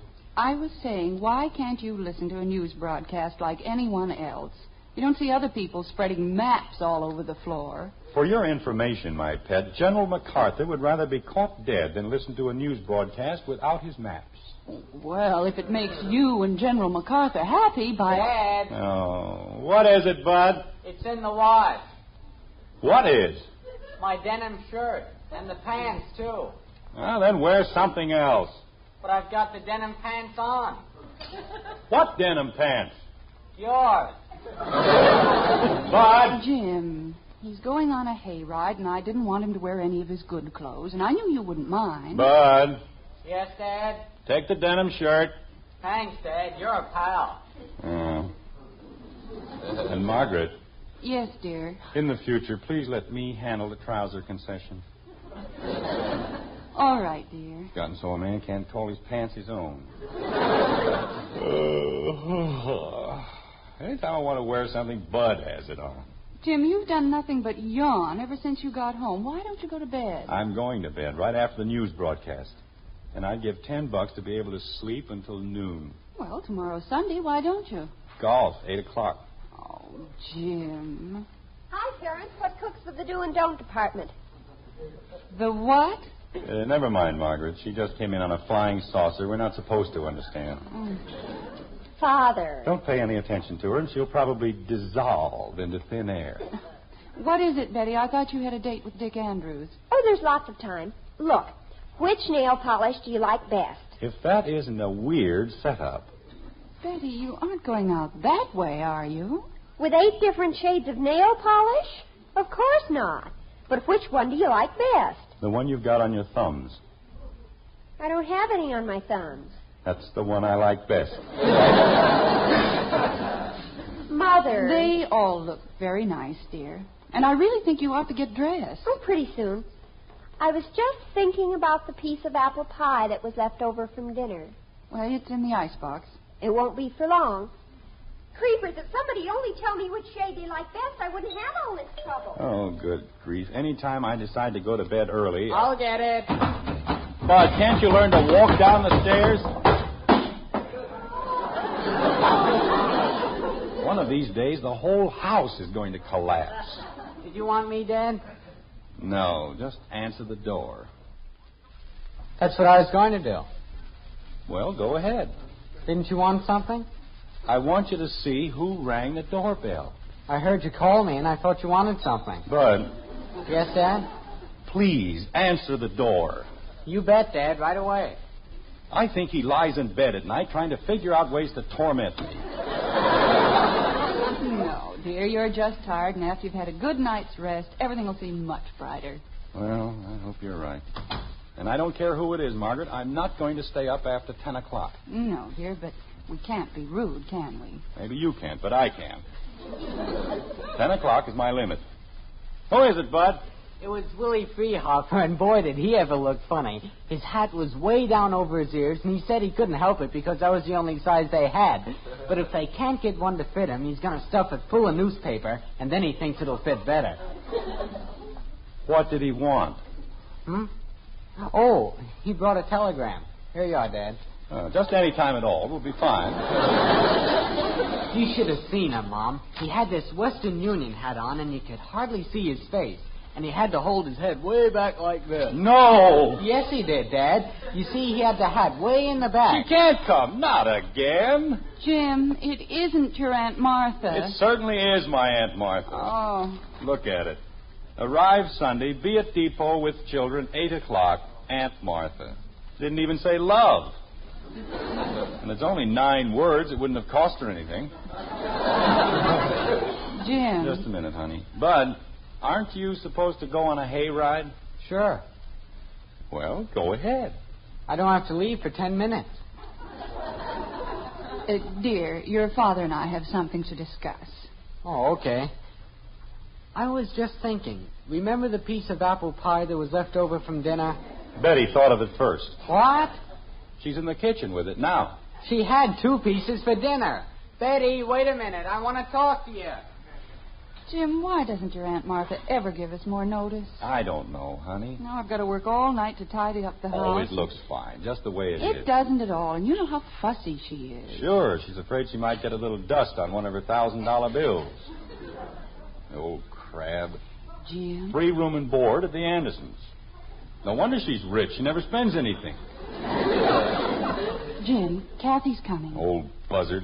A fine Sunday I'm going to have. Kathy, where on earth have you been? In the kitchen. I was watching Betty make a sandwich. A sandwich? What happened to the pie? I ate it. Why aren't you in bed? It isn't time. It certainly is time. It's almost 9 o'clock. It isn't even 8 o'clock. Kathy, stop arguing with me and go to bed. But you said I could stay up until 8:30. Well, look at the hall clock. It's almost 9. Oh, no, dear. It isn't quite 5 minutes of 8. And besides... Oh, I guess I forgot to tell you. I turned all the clocks back. You did? Jim, whatever on earth for? Because tomorrow is the last Sunday in September. We go back to standard time at 2 o'clock. And I certainly don't intend to get up at 2 o'clock in the morning to fix a bunch of clocks. Jim, you aren't supposed to turn the clocks back. You're supposed to turn them ahead. Margaret, the principle of daylight saving is to save daylight, right? Well, yes. So you turn the clocks back in September and gain the hour you lost in April.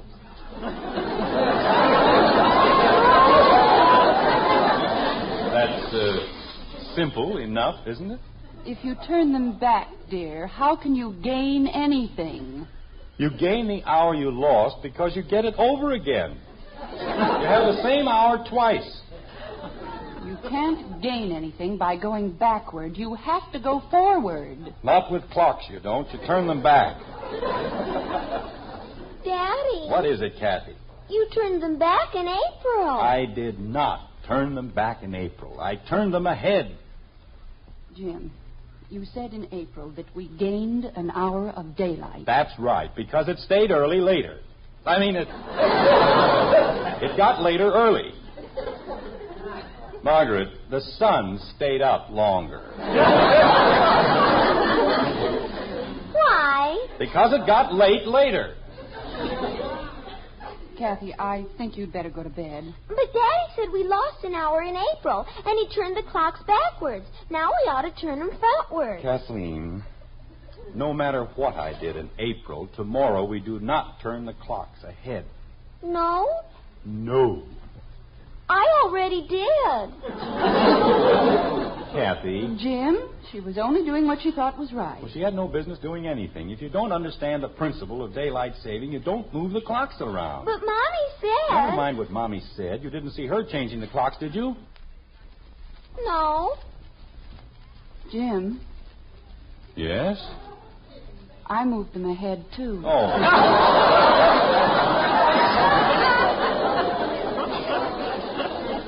I'm sure that's what you're supposed to do. The paper said you gained an hour. You gain an hour by turning the clocks back. Well, what time is it? How do I know the way everybody gets the clocks all messed up? Betty? Yes, Father? What time does it say on the kitchen clock? 4:15.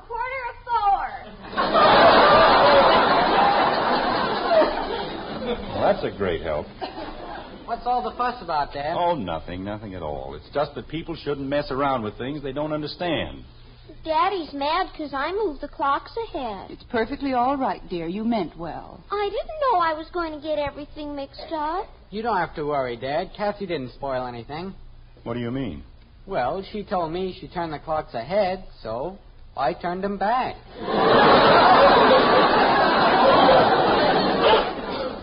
Bud, you moron! What? You didn't turn them back. You couldn't. Why couldn't I? Because I turned them back, too. Oh, Betty. Well, I thought I was just making it the right time. Jim, where are you going? I'm going to find out what time it is.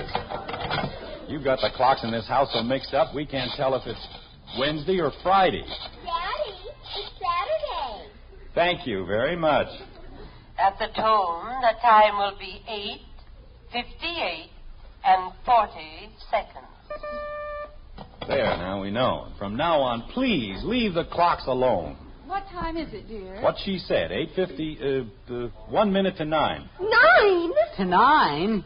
Gosh, I ought to be in bed. Good night, everybody.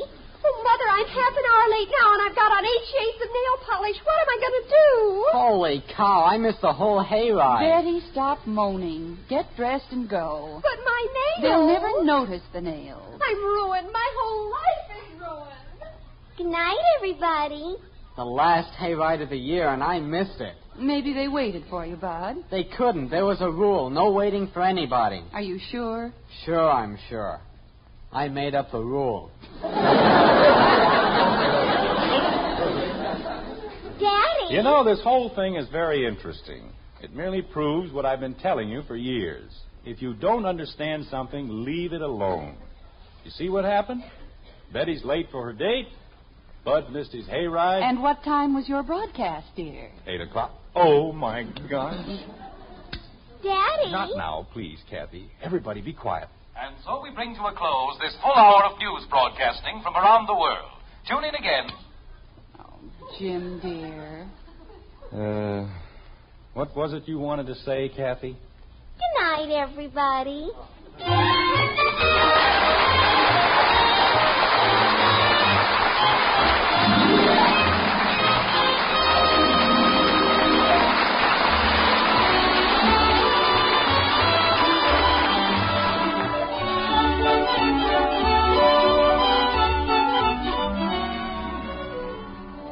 Another cup of coffee, please. It's the best I ever tasted.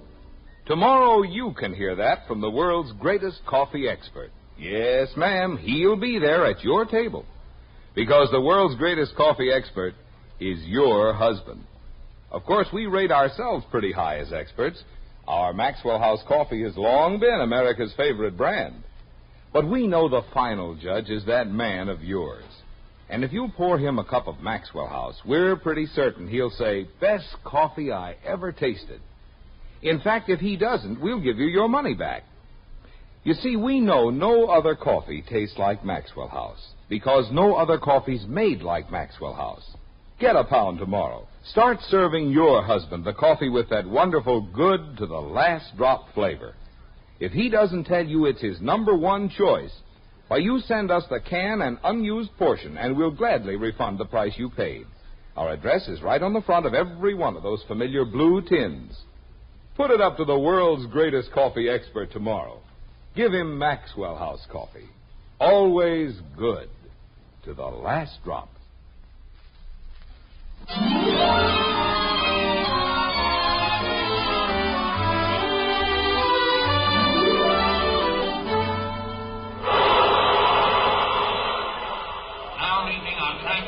Westerner for Plainfield, Rockville, Middletown, Pittsfield, Madison, and Klamath Junction on track 4. All right, Bud, let's watch where we're going. What? You're bumping into everybody. Pardon me. Betty, hold your brother's eyes open. I'll hold them open, Daddy.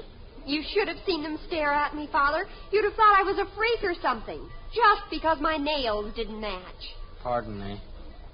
Fine telegram. Doesn't say what train she's coming on or where she's leaving from. Just be there at 8 o'clock. Daddy, I can't reach his eyes. Shall I stick him with a pin? Never mind, Kathy. Skip the whole thing. Gee whiz. Pardon me. All right, Bud, that's enough. Let's wake up. Bud. Why don't we just prop him up against a post and pretend we don't know him? He'll come to in a little while. Bud? Bud! Breakfast. What? All right, now stay awake. Somebody said breakfast. They did? Well, whoever could it have been? Hey, we're at the station. How do we get down here? We'll draw you a diagram as soon as we find Aunt Martha. What happened to the information booth? It's in back of the magazine stand. Where'd they move the magazine stand? Well, it's right over there, Daddy. See? Stick everything into a corner where you can't see it. Come on, Bud. This is no time to sit down. People get arrested for yelling fire when there isn't any fire. Why should she yell breakfast when there isn't any breakfast? It was a joke, Dopey. Some joke. Well, it woke you up. I was waking up anyway. You didn't have to yell breakfast. And Cornelia said, "These are my jewels, my children." What? Never mind, I was just mumbling. Here's the information booth, Daddy. Thank you, Kathy. You're a great help. I am? You certainly are. Boy, is this a mixed-up morning. I beg your pardon. We have a wire from an aunt of mine telling us to meet her here at 8 o'clock, and we don't know exactly where she's coming from. So could you give us any information about any train that's supposed to arrive here anywhere in the neighborhood of that time? I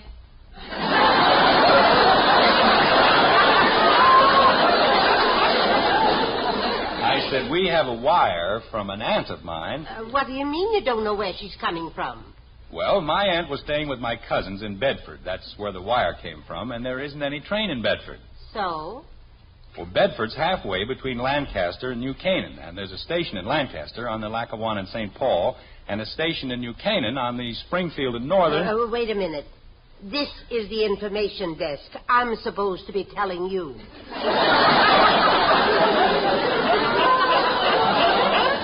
Well, let's not stand on ceremonies.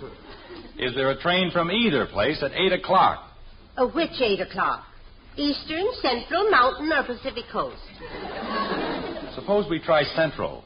Oh, let me see. Nope. No train at 8 o'clock.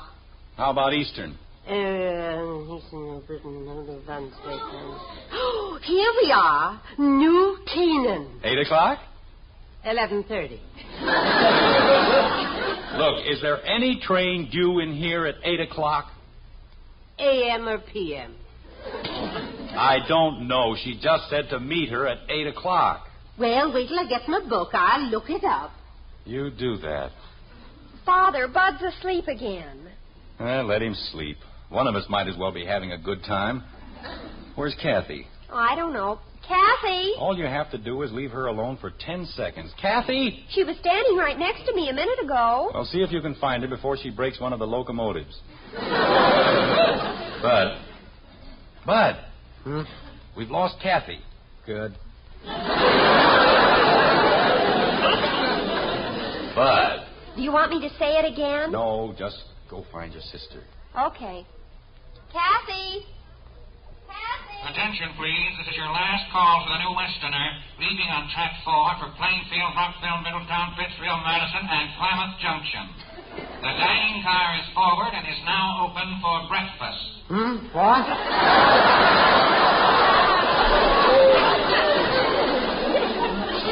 Bud, we can't find Kathy. Somebody said breakfast. We'll all have breakfast in a few minutes. Why don't you go look for Kathy? Where'd she go? We don't know where she went. Just look for her. Holy cow. Wake you up in the middle of the night and then you can't even have your breakfast.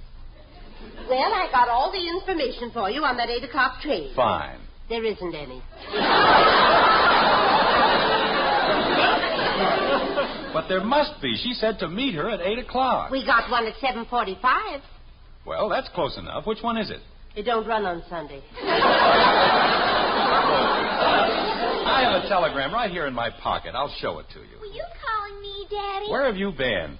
I was looking at the comics. Well, where are they? On the magazine stand. Oh, those comics. What happened to Betty and Bud? I don't know. Did they get lost? They're looking for you. But I'm here. See that you stay here. Oh, I'm sorry. I guess we're a little confused this morning. You're a little confused. People come up and they don't know where they're going. Oh, I'm sorry. 8 o'clock, 7 o'clock, Eastern, Central. How am I supposed to figure it out? Some of them don't even know where the people are coming from. That's me. Oh. Well, now what are we supposed to do? Shall we dance? Father! All right, Betty, I found her. I wasn't lost. Oh, Father, the most horrible thing just happened. You found Aunt Martha. I got a run in my stocking. I can't walk around here like this. Look at it. Dad. What is it, Bud? There's a big cafeteria over at the other end, and you can get all kinds of breakfast. Later, Bud, later. For only 85 cents, you can get eggs and cereal and milk I said later. And everything. Look, miss, I want you to read the telegram for yourself. Arrive Sunday, be at depot with children at 8 o'clock. Now, what could be clearer than that? What depot? This depot. How many depots are there in Springfield? Train depot, freight depot, bus depot. Bus depot? Oh, no. Is something wrong, Daddy? She probably came in on a bus. Is there a bus from Bedford at 8 o'clock? Mister, I got enough trouble keeping track of the train. Betty, what time is it? 8:15. Oh, the poor thing. She's probably sitting in the bus depot worrying about us. We'd better get right over there. Oh, hey, wait a minute. There's a 7 o'clock train from New Canaan. Maybe that's the one she meant. She said 8 o'clock. It never gets in until 8. Well, where is it? It won't be in until 9. Oh, my aching back. Now what do we do? Well, why don't we split up, Father? You go to the bus depot and we'll stay here. All right. Why don't I go home? You're going to stay here and meet Aunt Martha, all of you. But maybe she got tired of waiting and took a cab. That's got nothing to do with it. I'm going to the bus depot and you're going to stay here. Father, what if she did take a cab? With her own money? Don't be ridiculous. Daddy! And I don't want any trouble with you. I didn't do anything. I was just thinking. Me too. Why don't you call Mommy and tell her what happened? What? And then if Aunt Martha calls, she can tell her not to worry. Say, that's a very good idea. Thank you, Kathy. You're welcome. Well, we'll call your mother and get her straightened out, and then I'll take off at the bus depot. The phone's right here, Daddy. Thank you, Kathy. I don't know what I'd have done without you today. Father. What is it, Betty? Do we all have to stay here? I mean, couldn't you take Kathy with you? I'll be glad to take her with me. She's a joy and a pleasure compared with some of my numbskull children. What did we do? Hello? Oh, Margaret, this is Jim. Oh, Jim, I've been trying to reach you all over town. Honey, if Aunt Martha calls, tell her I'm on my way over to the bus depot. Jim. And I'm leaving the kids at the station in case she's on the 7 o'clock train. Jim. And no matter what she says, tell her she's not to worry. Jim. Margaret, I haven't got time to talk. Jim, will you please listen to me? Yes, dear. What is it? Right after you left, we got another telegram from Aunt Martha. She isn't coming. Oh, no.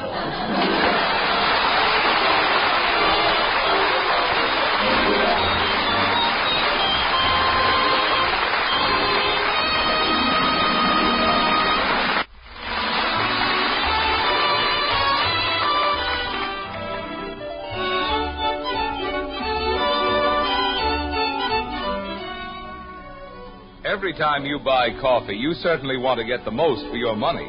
The most in flavor, the most truly good cups of coffee from every pound. And you can get some real help finding that from the world's greatest coffee expert. Yes, ma'am. Just serve up a cup of Maxwell House to that husband of yours. He's the #1 expert. And when you hear him say, "That's the coffee for me," you'll know Maxwell House is the coffee for you, too. Your coffee buy. Bring home a familiar blue Maxwell House tin tomorrow. See how much your coffee expert husband enjoys every cupful. And count how many truly good cups of coffee you get in that 1 pound. We're mighty sure you'll find it's Maxwell House coffee that gives you the most for your money. Because it's always good to the last drop.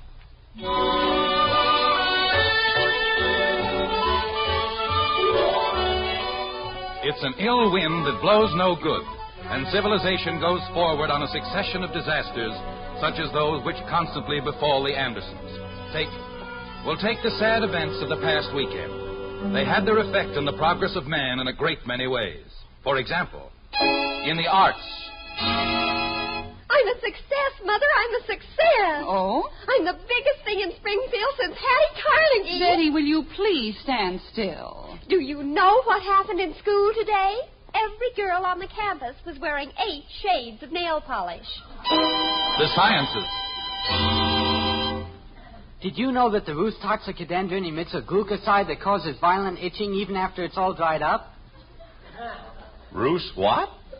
Poison ivy. What about it? It was mixed up with the hay, and everybody who went on the ride is sick in bed. And general education. I was the only one in the whole class who knew about daylight saving. Well, that's fine, dear. And next April, when the clocks go back... Kathy, they don't go back in April. They go ahead. Oh, I know. I mean, when they go back on daylight saving. Well, what about it? Well, I'll just know why. That's all. Good. Jim. Yes, Margaret. I understand all about the clocks and why you turn them back. Yes? But I certainly think someone ought to tell the newspapers. What? Well, they're the ones who get everybody confused. If they just said we lose an hour, then naturally we'd turn the clocks back. But we don't lose an hour. We gain an hour. If you turn the clocks back... Margaret, you get the hour over again. That's why they say you gain an hour. If it's 8 o'clock and you turn your watch back to 7 o'clock, then you've got 60 whole minutes to live over again. If you turn them ahead, you skip an hour and you lose it. That's why the newspapers say...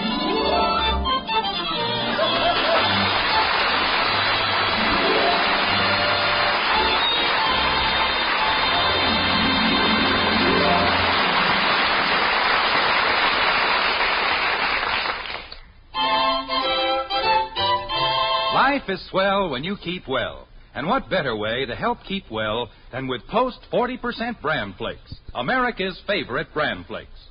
Post Bran Flakes provide bran to help prevent irregularity due to lack of bulk in the diet, plus important vitamins and minerals. And you'll love the delicious flavor of Post Bran Flakes. Serve them for breakfast tomorrow. Remember, life is swell when you keep well. Try Post 40% Bran Flakes.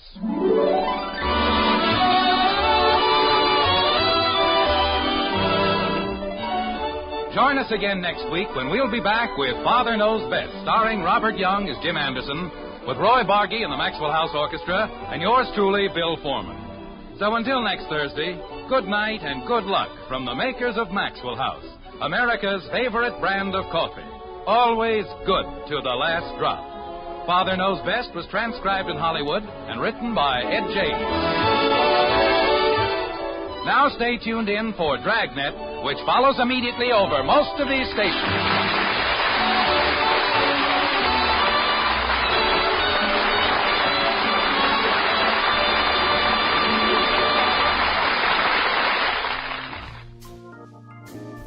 Our next broadcast premiered in 1935. The program struggled in the ratings until 1940 when it became a national sensation.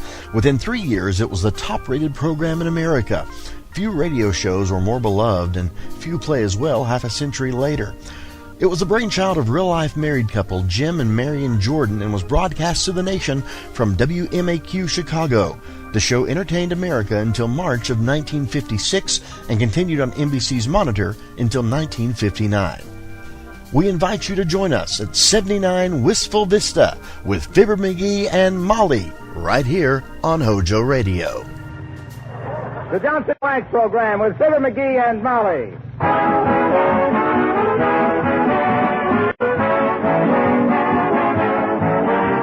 The makers of Johnson's Wax and Johnson's Self-Polishing Glow Coat present Fibber McGee and Molly, written by Don Quinn, with music by the King's Men and Billy Mills Orchestra. The show opens with Love Is.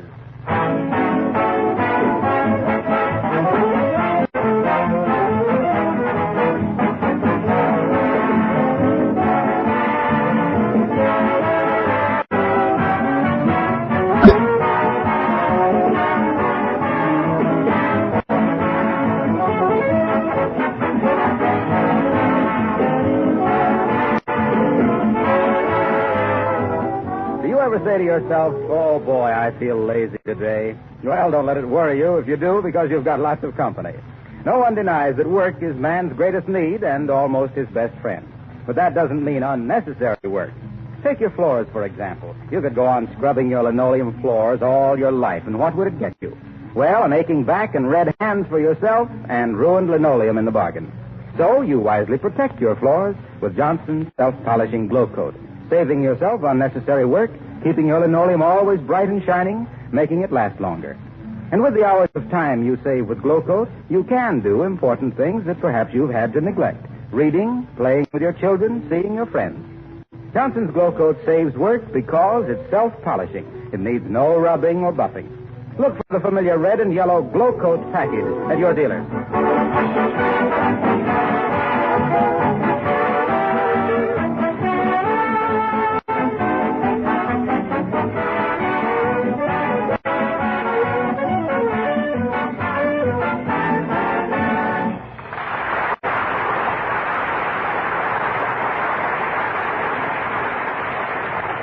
The McGees attended the piano concert last night, and since then our hero has been in an artistic daze.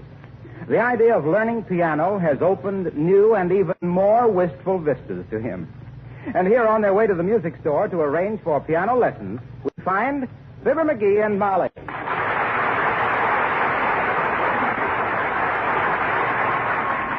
I'll be pretty popular at parties when I get so I can really slap a Steinway around. Oh, yeah? You thought you'd be pretty popular at picnics when you took up the mandolin, too. Oh, well. But who was it that was always sent back home for more potato salad? Well, piano's different. It's got class. You realize what it's going to cost you to take piano lessons? Oh, what I save on barbers will pay for the lessons. How so? Did you ever see a musician with a haircut? Come on, here's the music store. Yes, sir. Something in musical instruments, sir? We're having a special today on sweet potatoes, $1.95. 2 1/4 with gravy. This store arranged for piano lessons, Bud? Only with the sale of a new piano, sir. Oh, well, we could use a new one. What do you got in the way of pianos, Bud? Stools. Ooh. But we could move them to one side if you didn't mind standing up to play. Now, look, McGee, we're not buying any new piano. We haven't paid for the one we got yet. Okay, now look, Bud. How about a book on piano playing for beginners? Oh, certainly, sir. Here's one right here entitled Cantatas for the Kiddies, or How to Make a Louse Out of Strauss. Okay, wrap it up. Oh, but McGee, that's for children. You don't want I ain't proud. I got to start at the beginning, ain't I? I don't expect to be on a par with Fritz Kreisler overnight. Kreisler is a violinist, sir. Didn't he play the piano? No, sir. Oh, then I am on a par with Kreisler. That's encouraging. You're also on a par with Gene Autry's horse. He can't play the piano either. Here's your book, sir. $2. Okay, Bud, here you are. Thank you. And I sincerely hope, sir, that you get along nicely with your music. I myself am by way of being a composer, you know. Oh, how interesting. What have you composed, sir? I wrote an impressionistic little thing for string ensembles. It was a descriptive piece about a man waiting outside the maternity ward. Oh, that's a kind of a cute idea, but... Yeah. What'd you call it? Hubby Lobby. Well, good luck with the lesson, sir. You know, Molly, I got a feeling this marks a turning point in my life. You've had so many turning points, you'll soon be known as Whirling Fibber McGee. No? Well, hello there, daughter. Hello, Johnny. What you doing? Well, McGee just decided to take piano lessons, Mr. Oldtimer. That's so. I come from a musical family myself, kid. Oh. Papa was a surgeon, and just to relax, he used to play tunes on his saw. I'll bet his patients love that. We never knew. Trees don't talk. Oh, he was a tree surgeon, huh? Yep. Spent 4 years as an intern in a lumber yard. I had a cousin that was a tree surgeon, specialized in optical work on bird's eye maple. Oh, McGee. That's pretty good, Johnny. But that ain't the way I heard it. The way I heard it. You play any other instrument, Johnny? Used to. When I was wooing Molly here, I used to play the mandolin on canoe rides, but she made me give it up. What for, daughter? Because I got tired of doing all the paddling, that's why. Oh. That's pretty good, too, daughter. But that ain't the way I... by the way, you read music, Johnny? I did once, and I can pick it up again pretty fast. Why, when I was a kid, I studied for a long, long time under the famous Professor Ware. Long Underwear McGee, I was known as. That's pretty good, Johnny, but... Long Underwear McGee, the mighty mucky muck of the metronome, making mugs, the mediocre musical mutts muddling through a mess of monotonous medleys, making millions marvel at the minor melodies made into magnificent masterpieces by the miraculous movements of my magic mitt, nipping many a maestro as I modulated from march militaire into minuet and G, and that's the story of Long Underwear McGee.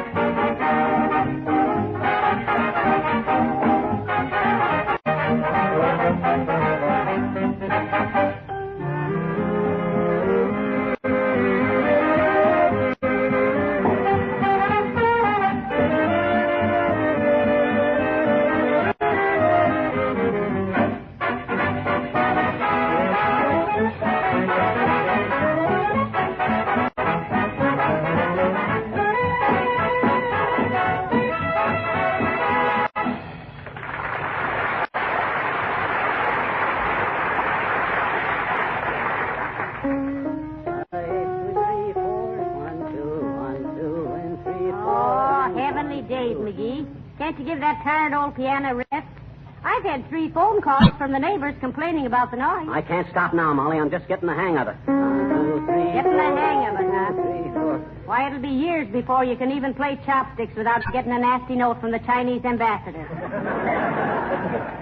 Oh, I don't know. 1, 2, 3, 4. I'm catching on pretty fast. The only thing that bothers me is these pedals underneath. I don't know which is the brake and which is the clutch. Maybe it's... Oh, McGee. Huh? Mrs. Uppington is at the door. Oh, she would be. Well, give the old war horse some hay and slap her into a stall. After all, you know, she's the one who gave us the tickets to the concert. Oh, yeah. Come in, Abigail, dear. How do you do, my dear? And how do you do, Miss... Well, I didn't know you were a pianist, Miss McGee. Didn't you, honest, Uppy? Shucks. And I dearly love piano music. Oh, tell me, do you know Schubert's Unfinished Symphony? No, I don't, Uppy. I started to add that to my repertoire once. And then I thought, shucks, why learn that till it's finished, then I can play the whole thing. So I never took... Oh, my, how amusing. That killed me, too. I studied piano myself, you know. Oh, yes, my instructor always said the nicest things about my contrapuntal bravura. Oh. Did you slap his sassy face, Abigail? Oh, Mrs. McGee. What do you have to say about your piano playing? Oh, I was a very brilliant pupil. I won scholarship after scholarship. Why, the moment I would enter one conservatory, they'd give me a scholarship and send me somewhere else. It was a very broadening experience. Yeah, so I see. I always said they made those piano stools too narrow. Say, incidentally, Abigail, we want to thank you for your tickets to the concert. Yeah. We enjoyed every minute of it. Yeah, though, personally, I thought the guy was pretty high hat up, but in one number, when he got going pretty hot, I tossed 4 bits up on the stage, and all I got was a dirty look. Well, I hope you get along nicely with your practicing, Miss McGee. Oh, may I try your piano? Oh, sure, go ahead, Uppy, though it ain't in very good shape. We've used it so little, some of the keys have even turned black. Let me see now. Yes.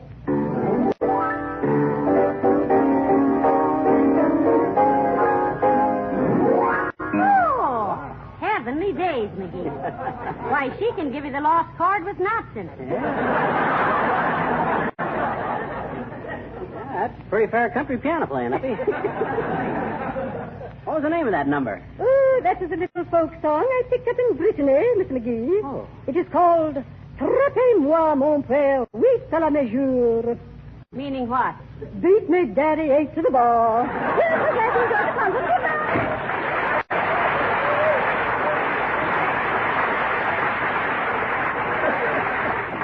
Oh, and you were going to show her how to play the piano. You wait, I'll show you. Wait till my teacher gets here. Your teacher? Yep, I looked up a piano teacher in the classified directory. She ought to be here any minute now. 1, 2, 3, 4, 5, 4, 3, 1. Hey, Molly, what's an octave? An octave, dearie, is 8 notes. It is? Yes. Remember that dirty octave we got from the piano company last month? Hey, Molly, I was just passing by when I heard you dusting the piano, so I thought I'd drop in and suggest that little Johnson's wax would... No, I wasn't dusting the piano, Mr. Wilcox. That was me, Harlow. I was practicing my piano lessons. You taking piano lessons? Well, laugh if you want to, but I've started this thing and I'm going through it. Well, let me know if you get stuck on any technicalities. Why, Mr. Wilcox, are you a musician? Oh, in a way. I'm an expert in domestic harmony. For instance, I keep harping on the fact that housework is much less treble if you take sharp measures in your flat to bar dust and dirt with Johnson's wax. Johnson's wax gives you, as a matter of course, the key to a better scale of living. So go over to your nearest dealer and see the man at the counter point to Johnson's wax as the major product of its kind. Do it today.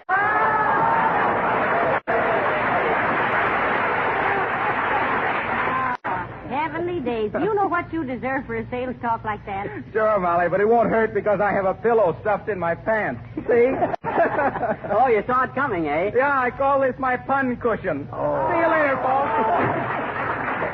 See the man at the counter point to Johnson's wax. Of all the truth. As the barber says to the guy that was just getting out of the chair, what'll he think of? Next?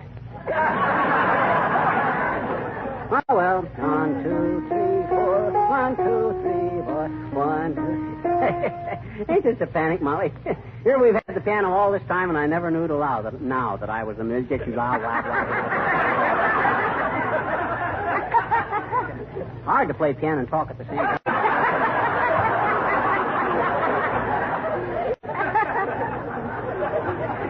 I never knew till now that I was a musician. Shall I say it? That's right. That's nothing. My grandfather was 80 years old before he discovered he was a not-so-generian. I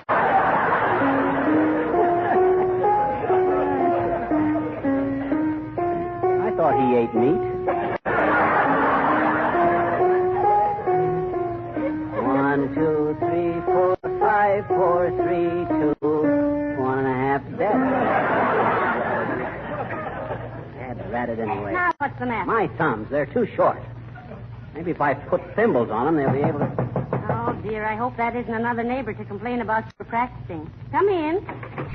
Excuse us, please. Is Mr. McGee living here, please? You betcha, sis. I'm him. The line's a teacher. You're calling me out for some music lessons. Oh, yes. Come right in, dearie. Come right in. Here's your little pupil right here. Pupil, here's teacher. Hi, sis. Let's get started right away. What do you say, huh? No, certainly. What kind of piano are you wishing to learn, please? Classic, jitterbugging, conservative, or boogie-woogie? All of them. I want to be a finished pianist as soon as possible. That's funny. That's exactly what I want you to be. No, you ain't got the right attitude about this, Molly. Here I am about to bring art and culture into our drab lives, and what do? No, I just stand here like little Audrey and laugh and laugh and laugh. Okay, but I say I'm going to learn piano, and I'm going through with it. Now, look, Mrs. What's her name? Well, my married name is being Highwater. Oh, what's your first name, dearie? Helen.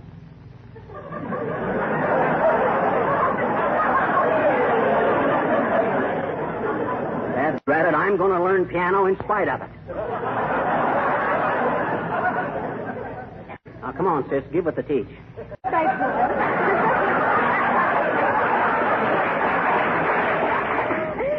Certainly. Angela. First is sitting on the piano stool. Relax. Here, don't go to sleep, dearie. Just relax. Then is placing the fingers on the keys like this. Such interesting hands you got yet. What you mean, sis? Well, I'm also being our fortune teller, Mr. McGee. Oh. Yes, from the lines on the hands, I am telling you're our past, present, and future. For instance, from this line here, I am seeing that you are naturally very domesticated. Oh, why, she's wonderful, McGee. That's where you cut yourself with a can opener. Go on, sis. What else do my hands say? It's looking like bad news. There is something about a financial difficulty in the near future. There is, huh? Shucks, that won't be anything. Incidentally, how much you charge for a piano lesson? $20 for a half hour. Oh, heavenly days. Why, Oh, no, you don't, sis. That's too much. I won't pay it. Sorry you had your visit here for nothing, but the deal's all off. Shall I call you a taxi cab, dearie? Thank you, no. My taxi is waiting outside. I told him I'll be right out. What? You told the taxi? How did you know? I told my own fortune before I left home. Goodbye.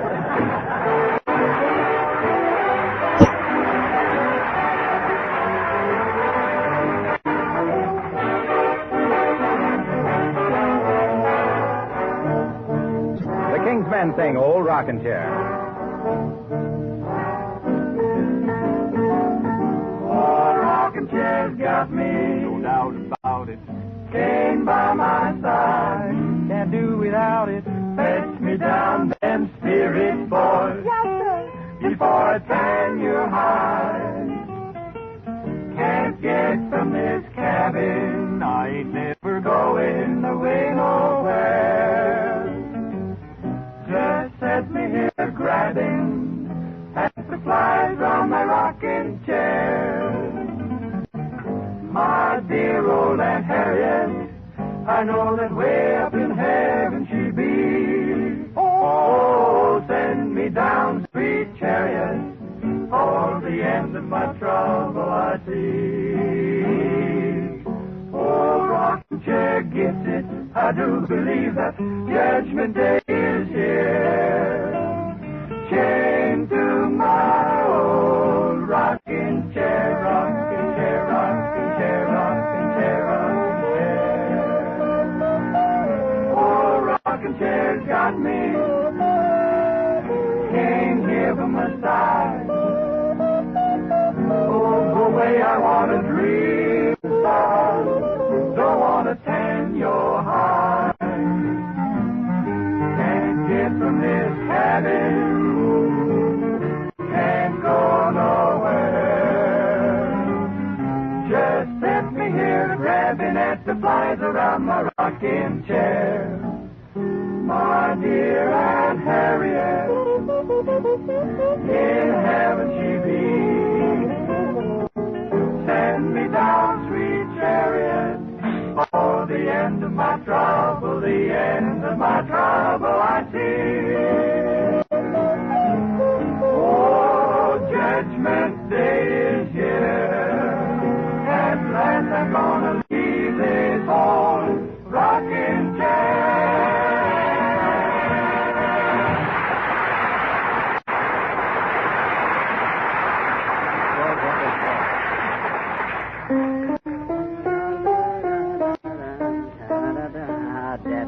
Dead rat. Say, McGee, did you have this much trouble learning the mandolin? I should say not. When I took up the study of the mandolin, I sat at the feet of one of the great masters. Oh, and what did he do? He kicked me. So I taught myself, just like I'm going to teach myself the piano.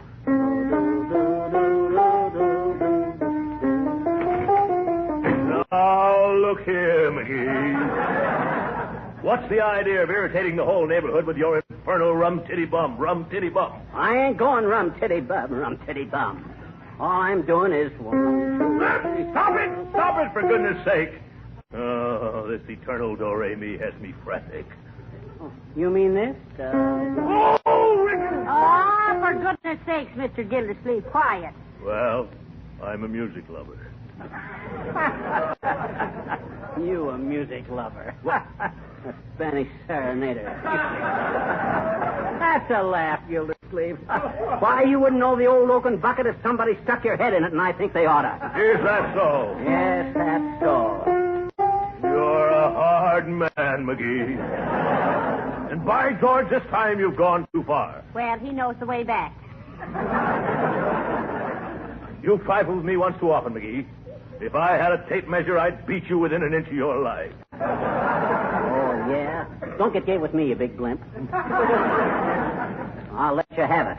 And between me and you, you could use a little. Between me and a little what? A little it. Now listen, boys. Here, let's not quarrel. You're getting all mixed up here, the both of you. McGee's piano studies won't last long, Mr. Gildersleeve. It's just a passing fancy with him. It's never no such a thing. I started learning piano, and I'm going through with it. Look, little chum, let's get together on this, huh? Okay, Gil, let's get together. You sit next to me, and we'll both go. No, stop it! Stop it. What I meant was, can't we make a deal? How about selling me the piano? I'll pay any price that isn't downright fantastic. Oh, we can't sell it, Mr. Gildersleeve. It isn't ours. Yes. Whose is it? Wistful Vista Piano Company's. Still owe a few back payments on it. Sure. Back payments, eh? Yeah. Very interesting. As a matter of fact, the president of the piano company is a very good friend of mine, McGee. Oh. Yeah. Indeed. Well, if you excuse me, I have to go see a man about a dog. Well, so long, Gildy. Goodbye, Fido.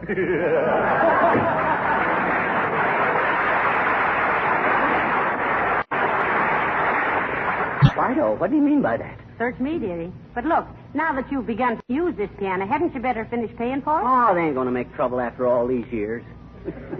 Maybe I better call them up, though, and straighten it out. Give me the phone. Here you are. Thanks. Hello, operator. Give me Wistful Vista. Oh, is that you, Mert? Oh, dear. Hey, Mert, give me Wistful Vista 9999, will you? Thanks. Hello, is this 9999? Huh? Oh, what number is it? Oh, I'm sorry. Hey, Mert. Hey, Mert, what's the matter with you? I called 9999 and you give me 6666. Huh?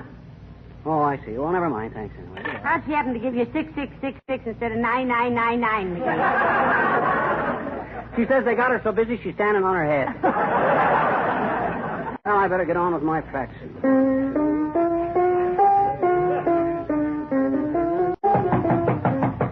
Well, as Fibber McGee says when he heard somebody knocking at the door, who's that?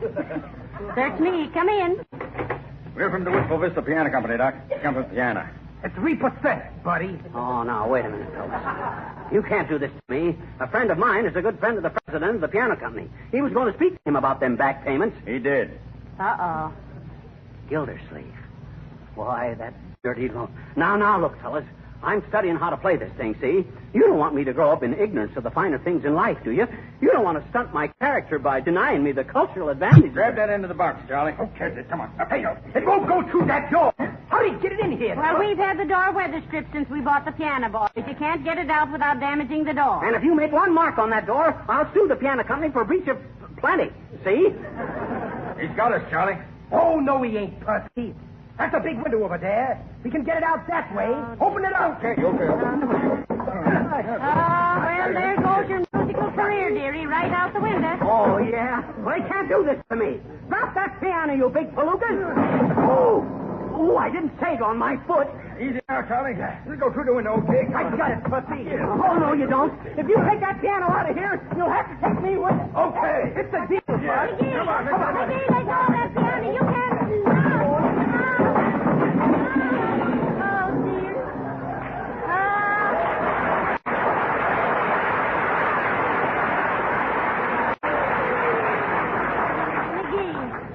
Are you hurt, darling? No, I guess not. Give me a hand back through the window, will you, Mom? Come in, you poor lad. Come in. There goes my watch. Dead rat, the dead rat. McGee, I'm proud of you. You mean for putting up a fight for that piano? No, for your musical persistence. What you mean? You said you were going to go through with it, and you did. Oh, sure.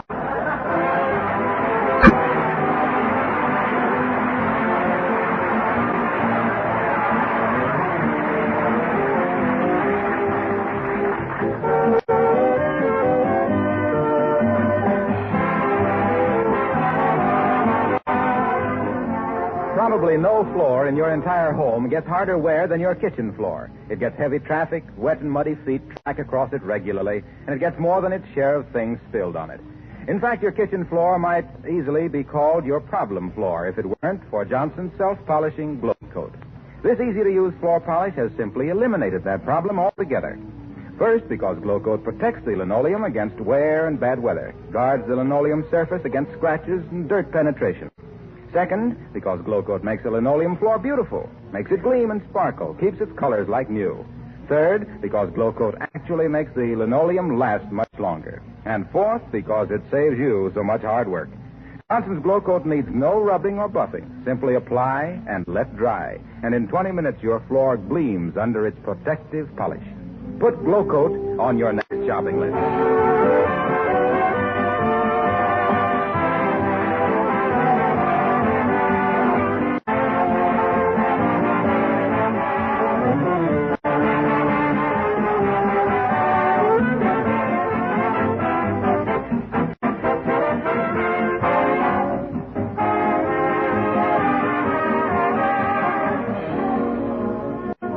Well, I told you, Molly. It takes more than a guy like Gildersleeve to get the best of a McGee. I'll say it does, dearie. Yes, sir.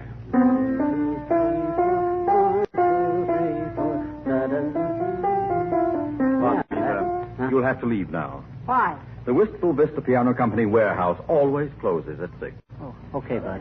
Good night. Good night, all.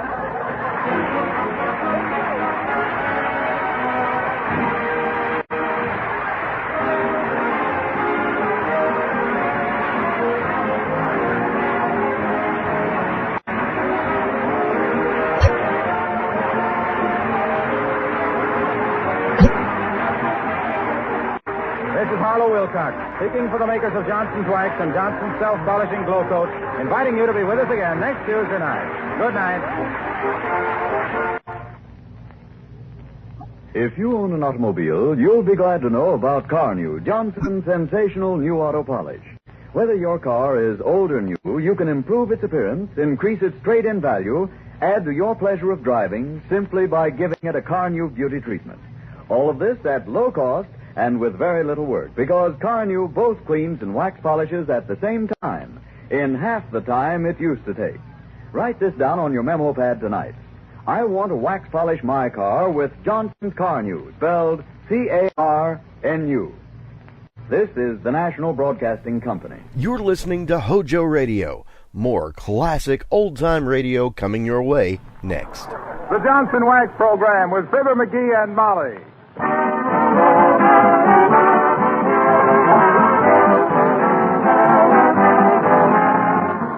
The makers of Johnson's Wax and Johnson's Self-Polishing Glow Coat present Fibber McGee and Molly, written by Don Quinn, with music by the King's Men and Billy Mills Orchestra. The show opens with Here's My Heart.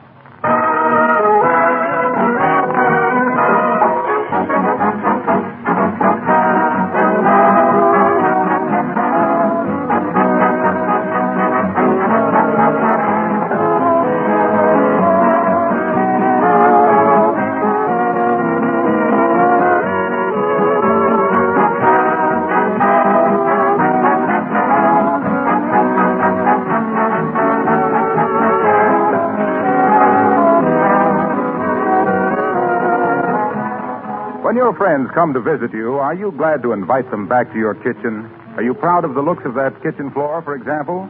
You can be if it's protected with a beautiful, lasting Glow Coat polish. Then your friends will admire its sparkling beauty, the freshness of the colors, too. And if they ask you how you do it, you can say with Johnson's Self-Polishing Glow Coat. So many housekeepers have switched to the easy Glow Coat way of keeping linoleum clean and spotless. Glow Coat saves work because it requires no rubbing or buffing. And Glow Coat saves the linoleum, too, making it last much longer. So, for your linoleum and other floors, too, save work with Johnson's Glow Coat.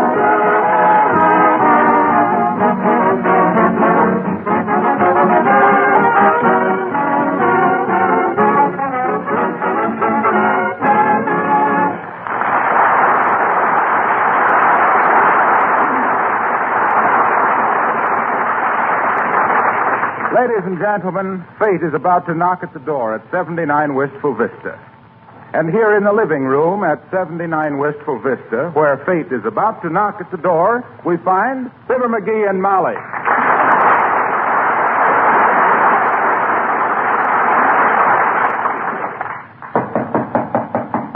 Who's that? You heard the man. It's Fate. Oh. Come in, Fate.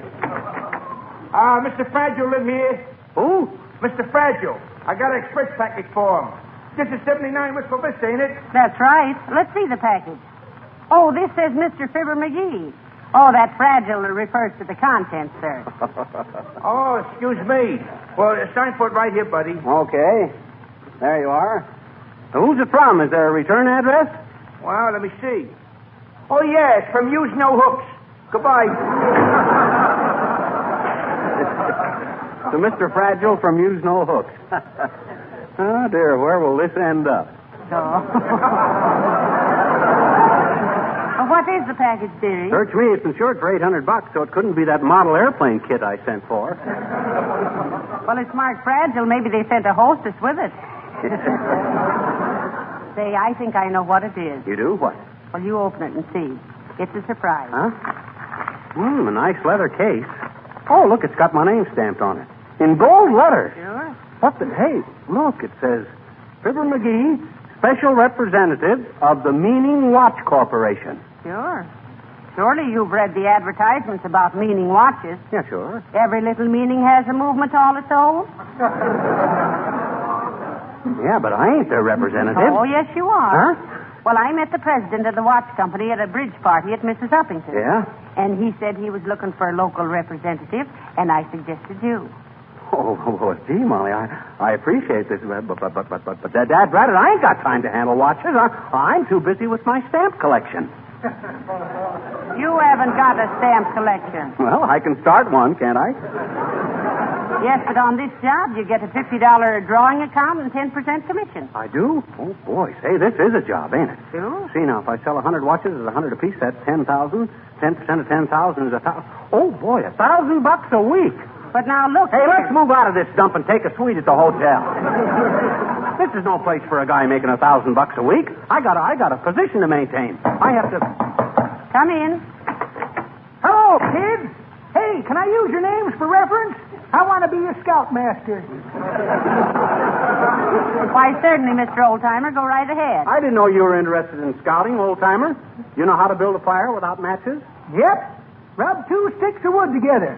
I've done it once. Hard work, too. Did you start a fire? Nope. But I got so warm I didn't need one.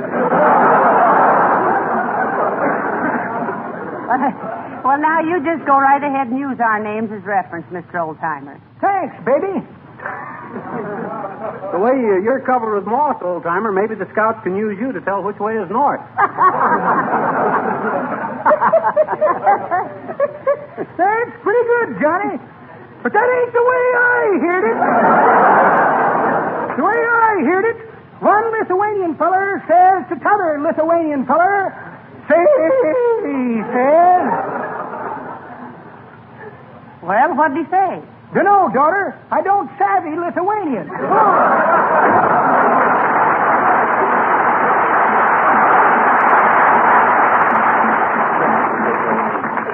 Well, come on, Molly. I'm anxious to get started selling these watches. Boy, they're beautiful, aren't they? Yes, and you better take very good care of them. Don't worry. I'm used to taking care of beautiful things ever since I married you. Oh. Why, McGee, what a sweet thing to say. Oh, well, shucks. Remember, I said it anyway in case I don't get time to buy you a Valentine. Now, let's see. Who'd I better call on first? Well, how about the Wistful Vista Friendly Credit Jewelers? Oh, they're the time payment outfit, aren't they? Yeah. $1 down and let's grow old together. But that's a good place to start. You want me to go with you, dearie? Absolutely. You got me this job, didn't you? Yes, but... That's why I want you along. You had faith in me, and you're too young to have your faith lifted. Oh. Well, how do I look, Molly? Better wear a necktie. Oh, I don't want to wear a necktie. Remember, $1,000 a week. Oh, that's right. I'll wear my spats, too. Where are my spats? Search me, I don't believe I... Oh, I know. I left them here in the hall closet.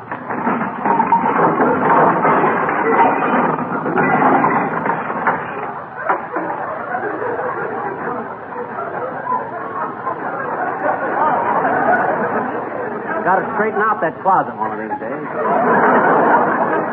Well, why don't you do it right now? It's too soon. Why? Still gets a laugh.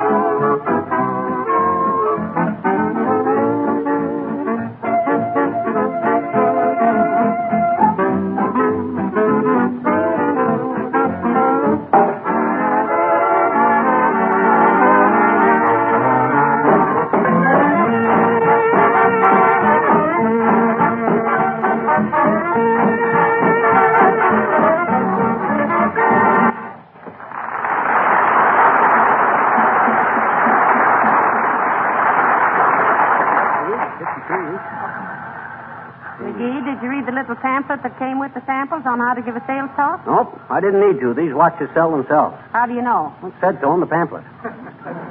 Shucks, when I get those... Hi, Mr. McGee. Oh, hello there, little girl. Hey, what you doing downtown? I'm giving Abraham Lincoln a birthday party, and I had to come down and get some decorations. Oh, well. Well, that's very patriotic of you to celebrate Lincoln's birthday, sis. He was a wonderful man. I know it. My teacher said he walked 20 miles through the snow to take back a book he borrowed once. Yeah. Yes, I guess people were more honest in them days, sis. I know it. Nowadays, if one of your friends borrows a book, you can kiss him goodbye. And if Madeline Carroll is listening, I'll be glad to loan her Robinson Crusoe. I'm just kidding, Molly. Yeah? Did you get Bob Hope's permission to use Madeline Carroll's name? Well, shucks. Hey, Mr. McGee. Huh? Why did they call Mr. Lincoln the great Emancipator? Yeah. Why'd they call him that? Why did they? Why, because he emancipated people. He set them free. Oh. Sure. Well, and Willie Toops' brother is one of those, I betcha. Huh? What you mean, sis? He's the usher at the Bijou Theater, and when Willie and I go in, he sets us free. Well, I'm glad you're learning about Lincoln, sis. He was one of the world's really great men. Mm-hmm. And there's no bunk about that. Oh, yes, there is, I bet. Oh, no, there isn't. Oh, yes, there is. Oh, no, there isn't. Oh, yes, there is. Oh, what did you ever hear about Lincoln that you couldn't believe?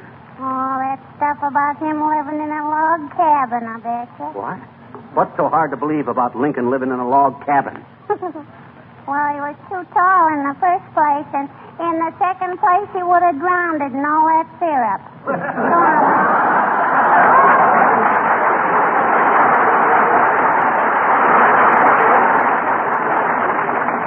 Well, come on, Molly. I got to get started selling these watches. Say, are you sure you know your sales approach, McGee? Hello, folks. What's this about a sales approach? Well, McGee is the agent for some expensive watches, Mr. Wilcox. And maybe you can help him along. Oh, he can't help me, Molly. Selling Johnson's Glow Coat is one thing, but selling watches is entirely different. Oh, I don't know. They're both quality products, aren't they? Each is the best of its kind. Yes, but a good watch tells you what time to go places and do things. Yes, and Johnson's self-polishing glow coat gives you the time to go places and do things by saving hours of housework. But now look, a nice watch is something that can be handed down from generation to generation. It's an heirloom. Well, so is the knowledge of good housekeeping. And no burglar can sneak in and steal that, you know. Hey, now, wait a minute, Harlow. Let's put it this way. Suppose you were broke and hungry, and all you had in the world was one of my watches and a can of your you-know-what. Which would be the most valuable to you?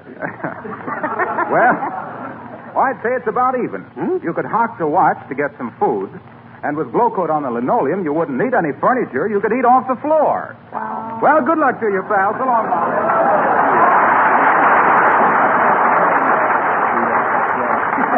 Imagine that guy. They say he's always been so interested in kitchen linoleum that when he was just a kid, his mother kept 2 dishes under the kitchen table. Really? One marked for Fido and one marked for Harlow. Well, here's the jewelry store, Molly. Let's go in. Good evening. Good afternoon. I'm very sorry, dear. What was it you wanted, please? We're having a special bargain sale today on precious stones. Look, here's our few there. Hey, what is that? I never saw a pink stone like that. That is our pigeon's blood ruby. Yeah? Oh. Pigeon's blood ruby. Yes. I think your pigeon needs a transfusion. How much are you charging? Look, McGee, you better be getting down to business. Yeah, I think so, too. I'm the exclusive representative for the Meaning Watch Company, sis. The watch with the hands that go round in the best circles. Yes, with a meaning in your pocket, there's a meaning in your life. Now, I'm sure that you're familiar with the quality of our products, sis. The name Meaning on a watch is like sterling on silver, like Johnson's wax on, like Johnson on wax, and like Wrigley on woolen underwear. Yeah. Excuse it, please, but our clientele don't buy such expensive watches. Well, show us some samples, dearie. That'll break her down. Good idea. Now, look, miss, what was your name, sis? Callahan, Rebecca Callahan. Okay, McCushla. Now, if you'll just cast them smiling Irish eyes of yours over these beautiful examples of the watchmaker's art, I think you'll have to admit that... Okay, everybody. Up with your hands. This is a stick-up. Heavens, Stand up. And you, sister, hand over all the diamonds and emeralds. Hey. Boy, Uncle Louie, it's happened. Yes. Hey, what the... Who turned in that alarm? I'll learn you to get smart with me. Hey. Oh. Hey. I'll be back and get you later, sister. Oh, gee. Why, that big Lugan? McGee, come back here. You'll get shot. I don't care. That guy can't ruin a sale for me and get away with it. You stay here, Molly. I'll do nothing of the kind. If you're going after him, I'm going after you. Well, then, come on, then. Bring this application. Hurry. Oh, this is awful. Hey, stop that man. It's a holdup. Stop, thief. Stop him. Hey, officer, grab that man down the street there. It was a holdup. He tried to rob the jewelry store. All right, sir, all right. Not so fast there, me bucko. What's all the shooting for? Give me your gun or I'll bop you with me nightstick. That ratted I haven't got a gun. This man isn't a thief, officer. The hold-up man went that way. Yeah, I've heard that one before. Now come down and explain I'm yourself. telling you, you big lug. That guy tried to hold up the jewelry store. Are you going to stand here and let him get away? Why, you are... Pipe down, you. What have you got in that case? Now, you let go of that. Them are mine. That is, I'm in charge of them, at least. Aha! A dozen gold watches. Caught you with the goods, didn't I, me bucko? Call the wagon, somebody! Oh, my. Dad, lad, you give me back them watches. Sonny, where you're going, time don't mean a thing. But, officer, those watches aren't his. You're telling me? No, but I can explain. All right, now come along quietly. But I'll put the nipples on both of you. You'll be sorry for this. I was expecting to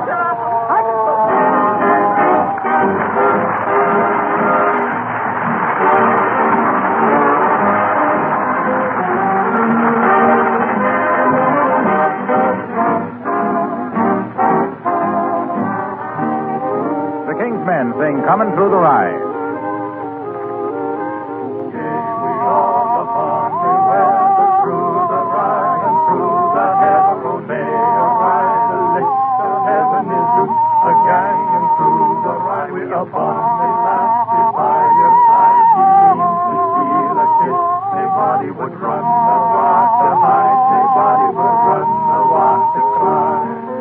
Every laddie has a lassie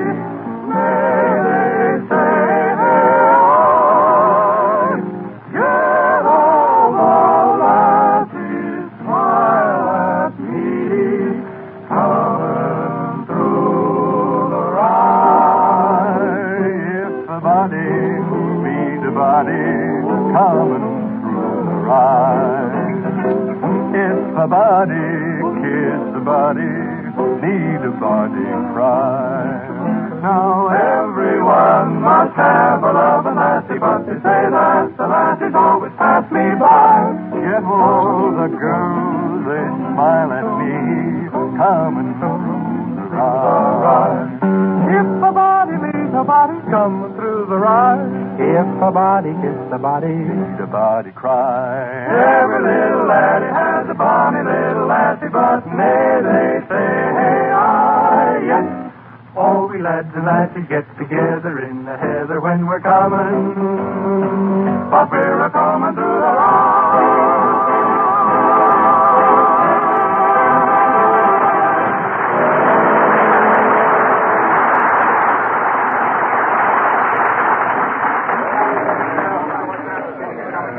Now, don't worry about anything, Molly. I gave that cop a list of people to identify us. We'll get out of this all right. But when? I don't want to spend 90 of the best days of my life in jail on bread and water. Though it would be a good way to take off a few pounds. Why, it'd be a wonderful way to take off a few pounds. Hey, don't talk yourself into it. We want to get out of here. Now, look, All right, officer. Bring the suspects up to the bench. On your feet, you two. Step up to the bench. Now, look here, Judge. I'll have you done... Be quiet. What's the charge, officer? Well, Your Honor, there was a jewelry store stuck up at 14th and Oak, and a lot of excitement, and these two were running away from the scene of the crime, and I nabbed this bird with a bag full of gold watches. Ladies and gentlemen, any Irish characters heard in this production are not to be confused with the Abbey Players.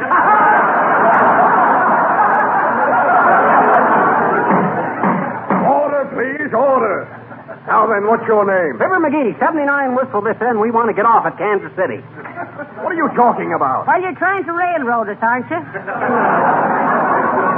How about the president of the Meaning Watch Company that I represent? Why don't you get in touch with him? We've already wired him with a full description of you. But I'll warn you, it looks pretty serious. You were practically caught in flagrante delicto. That's a lie. We were caught right here in Wistful Vista. Silence!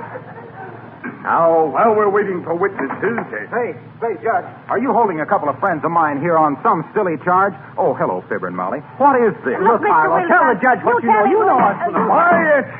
What's your name, mister? I'm Harlow Wilcox, and I can vouch for... Wait a minute, you. Didn't I give you a ticket for parking overtime last week? And did you ever show up to pay the fine? Oh, my gosh, I forgot all about it. Oh, so you're defying the law, too, eh? Oh. A fine bunch of criminals. But wait a minute, these people... We know all about these people. Officer, hold this man Wilcox on an open charge. Oh, well, thanks for coming in anyway, Harlow. Yes. It'll be nice to look across the prison yard and see one of the old familiar faces. All right, let's get on with this. Yeah, that's what I say. Let's get on. It's an outrage, I tell you. I had nothing to do with stealing that elephant. Why, hi there. Good day, my dear. And to you, Weasel Pole. Oh, hello, Mr. Boomer. Will you identify us to this judge? Yeah, look, Boomer. To tell the judge how I was elected president of the Chamber of Commerce, will you? Oh, yes. Glad you mentioned that, String Bean. Have a newspaper clipping of the event right here. Let me see it, please. Certainly. Have it right here someplace. Let me see now where I put that clipping. Oh. Clipping. Here's a pair of little pink patties I carry in memory of. The best lamb chops I ever ate. Small box of bicarbonate of soda. I'm going to settle somebody's hash. There's a wire from home saying our cat just had kittens. Oh, not little Tommy. And a check for a short beer. Well, imagine that. No clipping. Oh, dear. Come to think of it, I used that clipping to clean my razor just before I used the razor to clean a bookie joint where I'd just been cleaned. Hold this man, too, officer. Now, look, McGee, before the rest of your gang shows up to make things tougher for you, why don't you confess? Dad, rather, I ain't got anything to confess. You can't convict me on nothing but circumstantial evidence. And I demand a recount. Here's Miss Abigail Uppington, Your Honor. She says she knows the suspect. Well, I must say that this is... Well, what is all this, may I ask? Mrs. Uppington, these people are charged with holding up a jewelry store. Can you vouch for them? Why, of course I can, Your Honor. Atta girl, Abby. We sure appreciate this. Oh, not at all, Miss McGee. I owe you a favor after all the trouble you saved me about Fifi. Who's Fifi? That's Uppy's puppy. May please, Your Honor. You see, I started out to get a 1941 dog license for her, but Mr. McGee told me I didn't need a license for so small a dog, which gave me no end of trouble. Oh, so he said you didn't need any dog license, did he? Officer? Yes, sir. Add another charge against this man. Conspiracy to defraud the city. And hold this woman for non-payment of taxes. Your Honor, I protest. Officer, I think we've stumbled into something big here. This looks like a regular crime ring. Now, look here, you have no right to hold Mrs. Uppington. She's one of the wealthiest women in Wistful Vista. That's very interesting. Officer, make a note to investigate this woman's income tax return. She might be the fence. Oh, I'm a fence, am I? Greetings, Gate. Be quiet, you. Now, before I set your bail, McGee, I want you to know that... Well, what's going on Oh, here? Mr. Gildersleeve. Good day, Mrs. McGee. Hello, Fibber. Hi, Gildy. Mrs. Uppington. Mr. Wilcox. Mr. Boomer. Well. Look, Gildy, they're holding us here on a bum rap. Yep. Tell this ham-handed horse's neck with a hickory hammer who we are, will you? Order in the court. A few more offensive remarks like that, my good man, and you'll be charged with contempt. I'd like to open a charge account here, too. Now, wait a minute, folks. I'm sure this can be ironed out. Your Honor, this man is my next-door neighbor and a respectable citizen. And who are you? I am Throckmorton P. Gildersleeve, president of the Gildersleeve Girdle and Garment Company. Your wife probably wears a Gildersleeve girdle. She does. And she thinks they're terrible. Incidentally, aren't you the Gildersleeve who occasionally writes about civic affairs for the newspaper? Why, yes. Nothing very literary, you know, but on occasion I flatter myself. Didn't you write a letter last week complaining about the graft and inefficiency in the police department? Well, I did. Well, you see, Your Honor, You can sit between Mr. Wilcox and Mrs. Uppington. Move over, Mr. Boomer. Book Mr. Gildersleeve, officer. Yes, sir. You can't do this to me. I demand to know what I'm being charged with. Just call it a little personal revenge, my friend. Your girdles pinch my wife, I'm pinching you. You're a hard man, Your Honor. All right, officer. Take all these people away and lock them up. All right. Come along now. George, this is an outfit. Hope I get my usual cell. I left the cigar on the radiator now. I shall take this up with the woman's Wait till I write the receipt about it. All right, quiet now. In you go. Don't push me. Well, I guess I'm sort of the hostess here, folks, so make yourselves comfortable. Please, Mr. McGee, how can you be so... with such levity in this terrible predicament? Think of it, an Uppington in jail. Oh. You don't have any social position in the clink, Uppy. There's no who's who in the who's gal. By George, if it wasn't for one thing, I'd write to my congressman about this. What's that one thing, Throckmorton? Well, no matter what I write to him about, he always sends me a package of seeds. And always petunia seeds. And I hate petunias. Quiet, Mr. Gildersleeve, or they'll be bringing another charge against you. Hating flowers. Whoa. Gee whiz, I've got to get out of here. I've still got 6 Johnson wax dealers to call on. Oh, please, Mr. Wilcox. After all, your commercial difficulties seem a bit trivial and you... now, look, everybody, take it easy. We'll be out of here just as soon as they hear from the president of the watch company, for whom I'm the local representative of. Hey, officer, didn't you get a wire from Mr. Meaning yet? Sure we did, laddie buck. Well, then let us out of here. He verified the fact that I was selling watches for him, didn't he? No. What? What you mean, Bud? He said his Wistful Vista representative was tall, dark, and handsome, magnetic personality, and a snappy dresser. And if you're that, I'm Ronald Boyer. Now shut up and don't bother me again. How'd he ever get that description of me? I never told him. I didn't even apply for the job. Molly got it for me when... Oh. Hey, Molly. Yes, dearie. Just what did you tell the president of the watch company to get me this job? Well, I told him you were tall, dark, and handsome, and... Well, what was the idea? You know I ain't tall, dark, and handsome. Well, I can dream, can't I?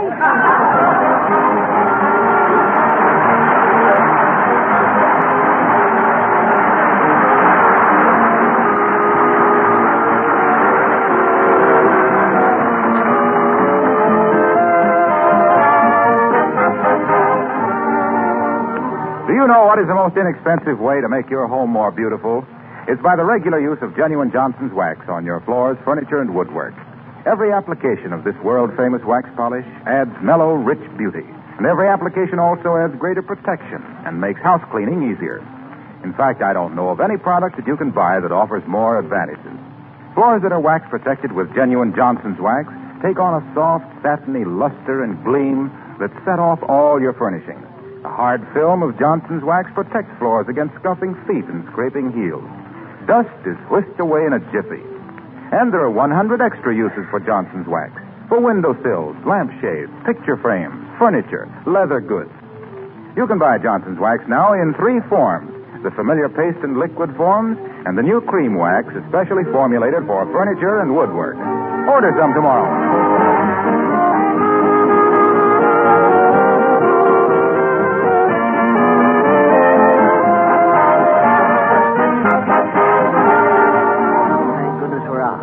It's a good thing you had sense enough to wire the Johnson Wax Company, Molly, or we'd have still been in that calaboose. Yeah.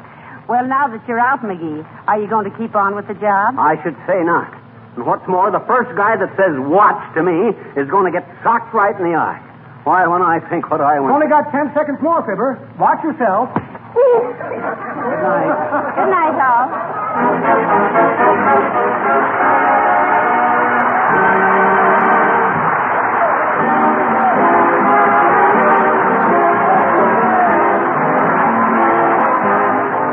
This is Harlow Wilcox, speaking for the makers of Johnson's Wax and Johnson's Self-Polishing Glow Coat, inviting you to be with us again next Tuesday night. Good night. Here, wait a minute, George, while I take the rest of this message. Now, let's see how it reads. Just cleaned and wax polished my car with Johnson's Car New. Boy, was it a cinch. Half the time, half the work it used to take. Car New cleans and wax polishes in one operation. Low cost. Tell your friends to buy CARNU. Johnson's Car New. This is the National Broadcasting Company. Our next broadcast is the brainchild of American comedy duo George Burns and real-life wife and partner Gracie Allen. In September of 1934, their 30-minute program premiered as The Adventures of Gracie. The title changed in 36, and from 36 till 50, the series switched back and forth between NBC and CBS until it was canceled. They reemerged on television with a successful situation comedy which lasted from 1950 to 1958. Ladies and gentlemen, we proudly present Burns and Allen on HOJO Radio. Well, hello. Come right in. Oh, George, we've got company.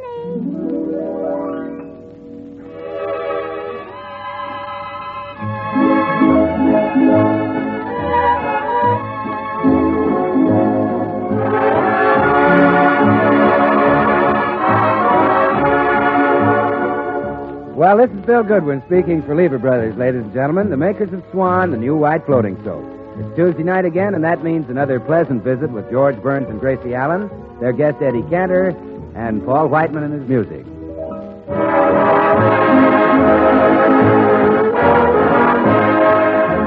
And now, meet the people who live in the Burns house, George and Gracie.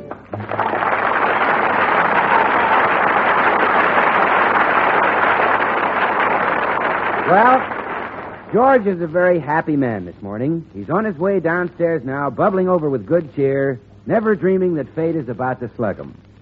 You see, he's forgotten completely that this is the day on which Gracie's club, the Beverly Hills Uplift Society, meets at his house. Well, here he comes like a lamb to the slaughter. I'm sitting on top of the world and rolling along and rolling. Hey, Gracie! Gracie! Where are you, sweetheart? Sweetheart! Bless her heart. Probably out working in the garden. Hope she left the morning paper in the library. Oh, no. No, it can't be the club. Not on a lovely day like this. Were you looking for me, dear? Yes, I was. In spite of all I've said, you brought those dames over here again? Oh, yes. We're having a marvelous meeting. Did you hear all the girls laughing? Vicky Gruskin just told us the funniest joke. Oh, she's so witty. Yeah, I'll bet. I'll tell it to you in her own words. I know you'll appreciate it. Two Irishmen named Pat and Mike met each other on the street one day, and...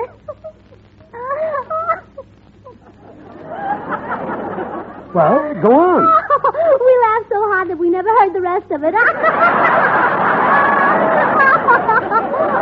honestly, George, she ought to be on the stage. Oh, sure. Gracie, all I ask is this. Today, please make the meeting short. Yes, dear. All right, girls, all right. Girls, come to order, please. The Beverly Hills Uplift Society's third semi-annual meeting of this month will now continue. Our charming secretary will read the minutes of the last meeting. Girls, our secretary. Thank you, girls. The last meeting of the Beverly Hills Uplift Society was held on the sidewalk outside of Mrs. Bagley's house at the request of Mr. Bagley. Mrs. Bagley refused for quite some time to grant his request, but in the end, Mr. Bagley convinced her. By the time the meeting was over, she felt much better, and the swelling had practically disappeared. By the way, Clara, is your husband still annoyed with you? I don't know, Gracie. He won't be allowed visitors until tomorrow. Oh, I see. The society then voted on its officers for the coming year, and Mrs. George Burns was re-elected our president. Oh, thank you, girls. The election was very close. In fact, it was a tie. And your president pro tem, Mrs. George Burns, had to cast another vote to break the tie. The final score, Mrs. George Burns received 2 votes, and all you other girls 1 vote apiece. Now, girls, did you all bring in your waste kitchen fats today? You know the government needs the waste fats to make bombs and bullets. Oh, yes, I did. Oh, that's fine. Now turn it over to Tootsie, and she'll take it over to Louie, the butcher. Well, Tootsie, why do you give us 2 cents a pound more than the butcher does? Aren't you losing money on it? Yes, but Louis is so handsome. And he says that as soon as I brought in 40,000 pounds, he'll take me to see Gentleman Jim. That's nice. Now, girls, I have a wonderful surprise for you. I found a woman who's just dying to join our club. Oh, what is that? Well, she's a lovely woman, and her name is Ida Cantor. Is she married? I think so. I believe her husband's name is Teddy or Freddie or something like that. Now, Gracie, you know it's the rule of our club never to take in a new member unless we know something about her husband. Oh, we'll investigate him all right. I'll tell you what. I'll ask George if he knows anything about him. That's a good idea. Well, have you broken up that silly meeting? Well, not quite, but it won't be long. You can help us if you will. How? Well, we want a little information. Do you know a fellow named Freddie Cantor? Freddie Cantor? Or maybe it's Teddy. It's one of those names that sound like it belongs to a college boy.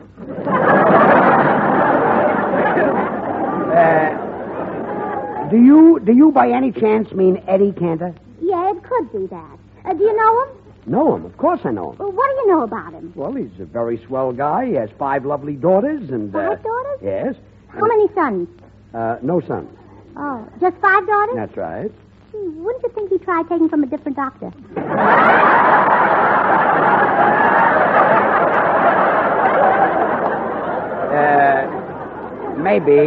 Maybe the doctor had a contract. Oh. Why did you want to know about Eddie Cantor? Well, his wife, Ida, wants to join our club. Ida Cantor in your club? Yes. Gracie. Hiya, George. Hi, Gracie. Hello, Bill. Gracie, here's the welcome song for Ida Cantor. I just finished writing it. Oh, good. You want to hear it, George? Oh, no, thanks. I've got to warn a friend of mine. He's going to be hit with the club. I'll see you later. Well, come on, Bill. The girls are waiting. Okay. Oh, girls. Look who's here. Bill Goodwin.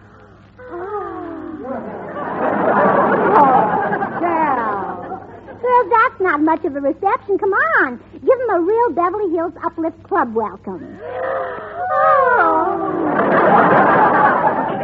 Gosh, Gracie, you know, I've always wondered, and now I know. Know what, Bill? How Betty Grable would feel on a battleship. I don't get it. Well, never mind. Girls, I have that song you wanted, the one to sing in honor of Ida Cantor. Would you like to try it out? Oh, yes. Okay, well, come on. Gather around the piano. Now, quiet, everybody. Here we go. Ida, sweet apple. Swan's the new white floating soap that gives you mild, pure suds. Takes one swish to wash a dish, and it's great for washing duds. Because Swan gives you heaps and heaps of baby gentle lather, sure it makes gobs of household jobs quicker for mother and father. And Swan is mighty kind to your hands, as pure as the finest Castiles. Why, it's just a soap Bill, that... don't you think the song ought to say a little more about Ida? Oh, well, it's all about Ida from now on. It is? Oh, sure, Gracie. We even sing about how Ida goes to the store to take advantage of the sale many dealers are now running on Swan soap. Buy 3 bars and save. You really save, Ida. Well, I don't know. I'd rather not put that in the song, Bill. Well, okay, Gracie. I'll leave it out. Oh, all right, girls. All together on the finish. Because I love you, Ida, please. Go to your dealer. We love you, Ida, please. Buy 3 and save. We love you, Ida, please. Look for the green wrapper with the white swan on the front. We love you, Ida, please. It's a mild and a pure.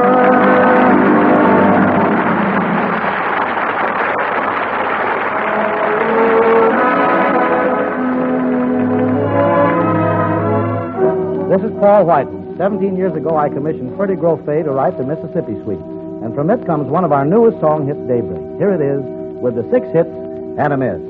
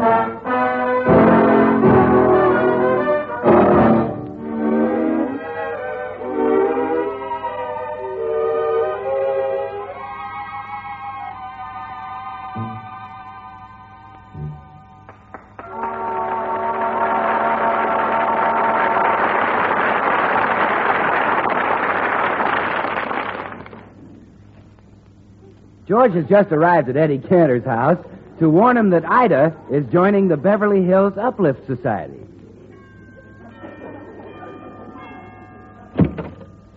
Yes? Oh, hello, George. Oh, hi, Eddie.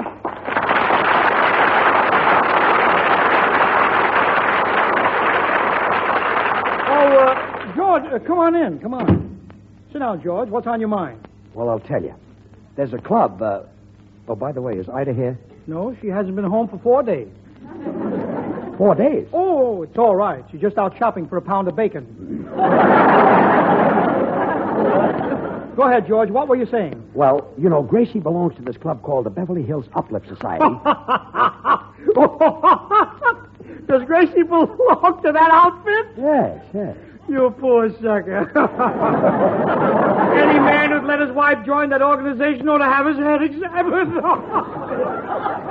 You know, Eddie, that's why I came over to see you. Your wife. I know. My wife is different. But that's because I've trained her, George. When I give orders, Ida jumps.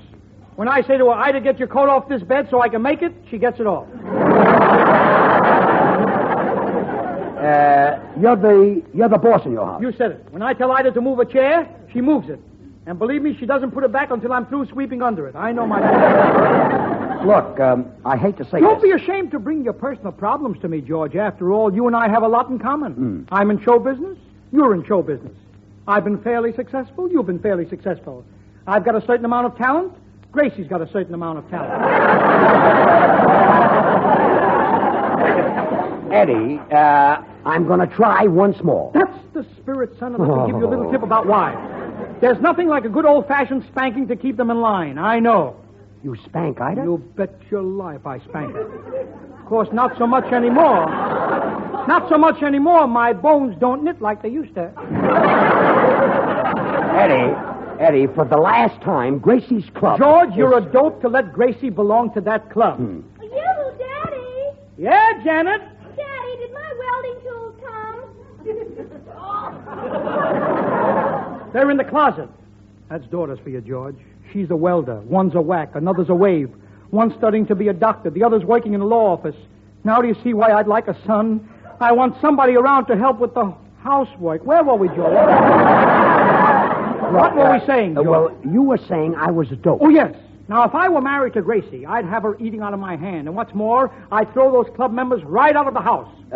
Eddie, it just happens that the club is meeting at my house right now. Yeah? Would you like to come over and show me how you'd get Gracie to eat out of your hand and how you'd get rid of the club women? You bet I would. I'll turn those girls out in 2 minutes and say that'll be a new record for me. What do you mean? It took me 30 years to turn out the last 5 girls.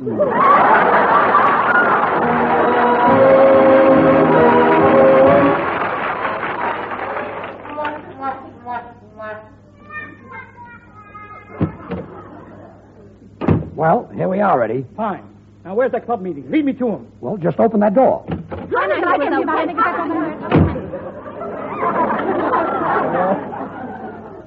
Sounds like breakfast at my house. Well, go on, Eddie. Break it up. Don't rush me. Don't rush me.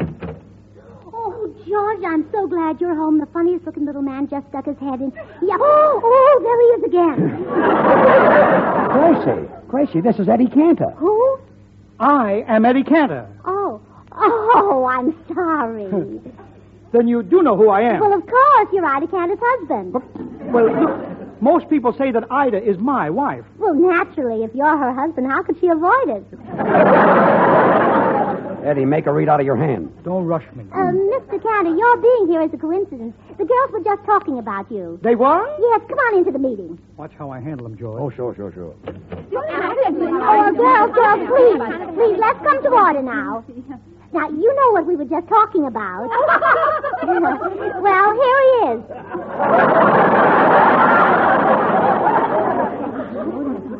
What are they whispering? What are they saying about me? Well, now, girls, it isn't polite to whisper things like that about our guests. Speak right up. Gracie? Yes, Clara?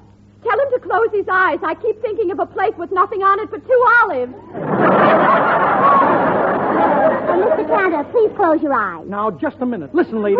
Gracie, are you sure his name is Cantor? Oh, yes, Tootsie. Why? He looks just like Mr. Miggs, the only man who ever proposed to me. Oh, but Tootsie, we all know where poor Mr. Miggs is. Well, I thought he might have escaped.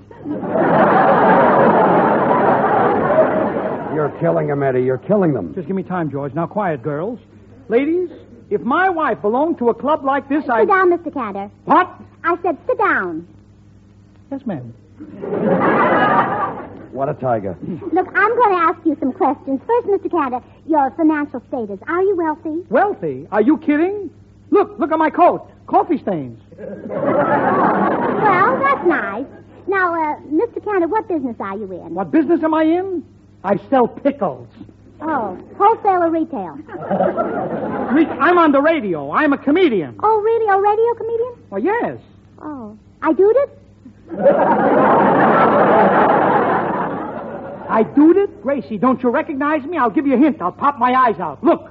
That ain't the way I heard it? I better pop them back. Gracie, look at my face.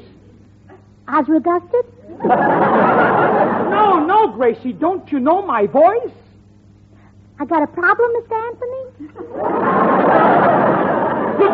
If you knew Susie like I know Susie, oh, what a girl. There. Does that give you an idea about me? Well, it certainly doesn't. You ought to be ashamed of yourself. Oh, wait till Ida hears about her. No. Listen. I'd love to spend 1 hour with you. Well, Gracie? He is a wolf, isn't he, girl? Well, this is amazing. He certainly doesn't look like a ladies' man. Or any other kind. Well, girls, you know what I always say. You can't cover a judge by a book. George, does she always say that? Only when it rains. Well, girls, you've all heard and seen Mr. Cantor. Shall we vote on our new member now? Yeah. All right. Any discussion? Well, I'd like to say that if that unfortunate woman has to see and hear him every day, she certainly deserves some pleasure. What is this? What goes on here? All in favor, say aye. Aye. Good, it's unanimous. Well, you can go now, Mr. Cantor. Now, wait a minute. Would you mind telling me what you girls just voted on? Oh, no, not at all. We just made your wife a member of this club. Oh, no.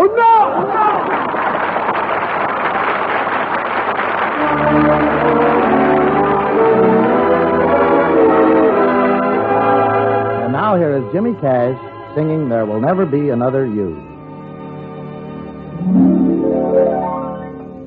There will be many other nights like this, and I'll be standing here with someone new. There will be other songs to sing, another fall, another spring, but there will never be another you. There will be other lips that I may kiss, but they won't thrill me like yours used to do. Yes, I may dream a million dreams, but how can they come true if there will never, ever be another you?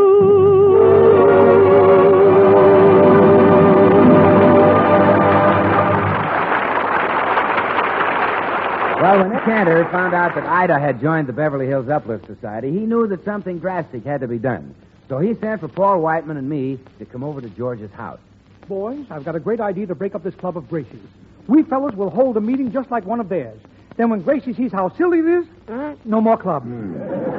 Eddie, that's a swell idea. You mean you want us to act like a bunch of dizzy dames? That's the idea, Paul. You see, that club is really a threat to all of us. You see, fellas, we're all married men, and there's no telling whose wife will be next. Well, I don't have a wife. I'm not married. And we make those girls see how... You're not married? No. Well, have a cigar, son.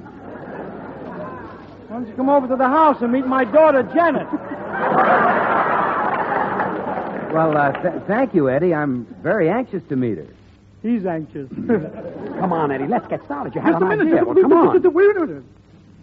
You make a fairly comfortable living, don't you, son? Oh, sure. You see, I represent Swan, the new white floating soap that's as pure as the finest Castile soaps.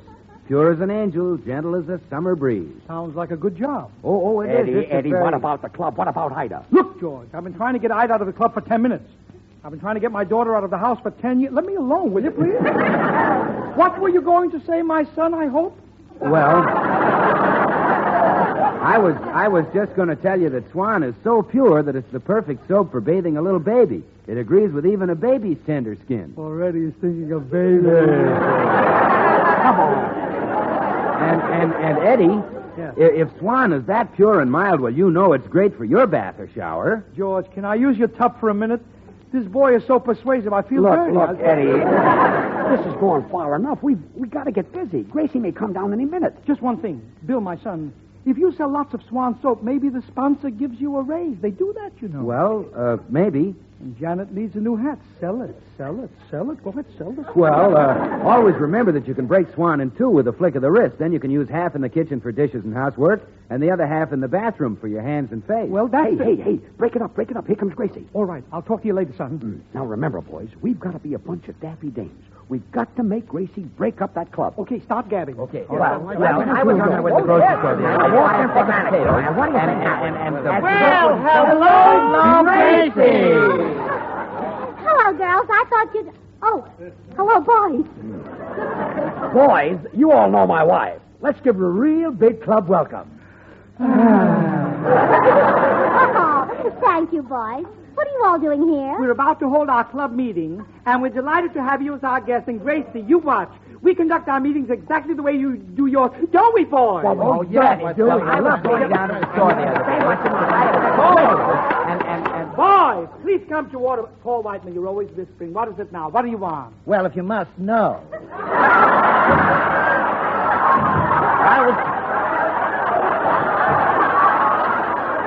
I was telling William that with this rubber shortage, I don't know where to get my girdle. Well, girdle and no girdle, just pull yourself together. Now, as your president, it is my privilege to open another meeting of the Beverly Hills Downtrodden Society. Now, I'm going to read the meetings of the last meeting. The minutes of the last meeting is as follows. The Beverly Hills Downtrodden Society was held at the home of Mr. Paul Whiteman. Mr. Whiteman prepared a delicious light luncheon for 4, but as usual, he ate it before the other 3 arrived. It's no wonder all the boys call him Mr. 5x5. Oh, hi. Oh, 5. Oh, stop! Oh, he started it. I did not. He started. You started. You started. Why don't you two make up? Well, if he wants to make up, let him say A. I won't say A, you say B. All right, B. All right, A. Boy, please! Please, fellas, please! Remember our guest. Gracie is liable to walk out of here disgusted and break up her own club. Won't you, Gracie? Well, no, I think your meeting is wonderful. Wonderful? Well, don't you think it's kind of silly? Well, our club was a little silly when it started, but look at us now. Eddie, more minutes, more meeting. Leave it to me, George. Well, boys, back to the minutes. Mr. Goodwin made a motion that our next meeting be held outdoors on the corner of Hollywood and Vine, but the motion was voted down. It was very mean of you, too. Well, we older boys saw no reason why we should get rheumatism on that windy corner just because Mr. Goodwin likes to watch the girls getting on streetcars. Oh, I never have any fun. Oh, you do, too. No, I don't. I am not. Boys, please, boys. Fellas. Gracie, you'll think we're a bunch of old silly willies. Oh, no. Well, I can't believe this club has just started. You boys sound like you've been doing this all your lives. Eddie, it's no use. We're not getting nowhere. Don't worry, we'll break it down. All right, boys, we'll now hear a financial report from our treasurer, my son, William Goodwin. Oh, let's hear the report. Thank you. Well, after the last meeting, I started for the bank with our club fund, $15. And in front of the Palladium, a gorgeous blonde said, "How do?" I said, "How do?" Gene Krupa's music was wonderful, and the club now has 83 cents. Believe me, if I do say it myself, this is embarrassing. Now, I know Gracie won't want to have anything to do with our club or any other club. Will you, Gracie? Well, you mean your total assets are 83 cents? Yeah. Isn't that awful? Awful? Well, that's 80 cents more than we've got. Eddie, it's no use. I give up. Not me. I've got one left I can't miss. We'll close the meeting by reciting the pledge of the Beverly Hills Downtrodden Society. Now, all together, boys. Oh, downtrodden society of Beverly Hills, we are thy sons, Eddie, Paul, George, and Bill. When business is good or when business is rotten, we'll always be faithful and true and downtrodden. Gracie, what are you crying about? Oh, George, that was the most beautiful thing I ever heard. Well, that does it. All right, Gracie, stop crying. Stop crying. Look, Gracie, we staged this whole thing for you. This club is silly. We don't know how to run a club, so we're breaking this one up. Does that give you an idea what we want you to do with your club? Well, it certainly does. You see, George? Thanks, Eddie. We girls will be glad to make you boys members of our club. Wait a minute, you can't do that. We're men. Well, don't worry about it. We'll make you all honorary women.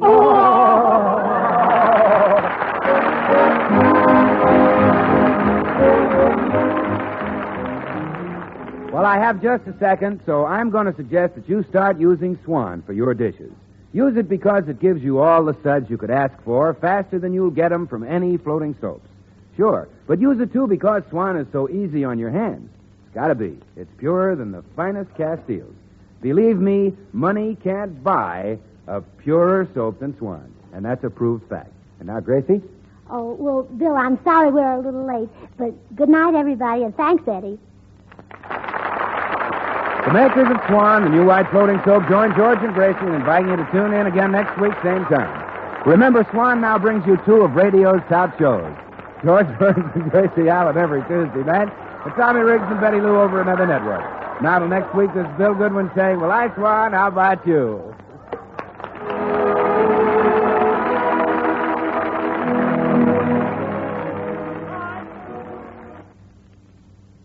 Try Spry. You'll find the baking you turn out fluffy and light. Try Spry. You're sure to hear your family shout, what a delight.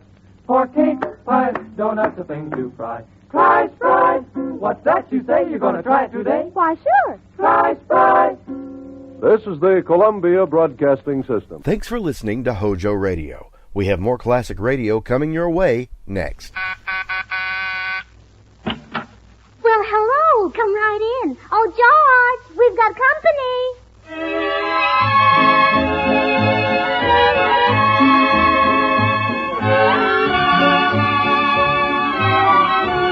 This is Bill Goodwin speaking for Lever Brothers, makers of Swan, the new white floating soap. Well, it's Tuesday night again, and that means another pleasant visit with George Burns and Gracie Allen and Paul Whiteman and his music. And now meet the people who live in the Burns house, George and Gracie.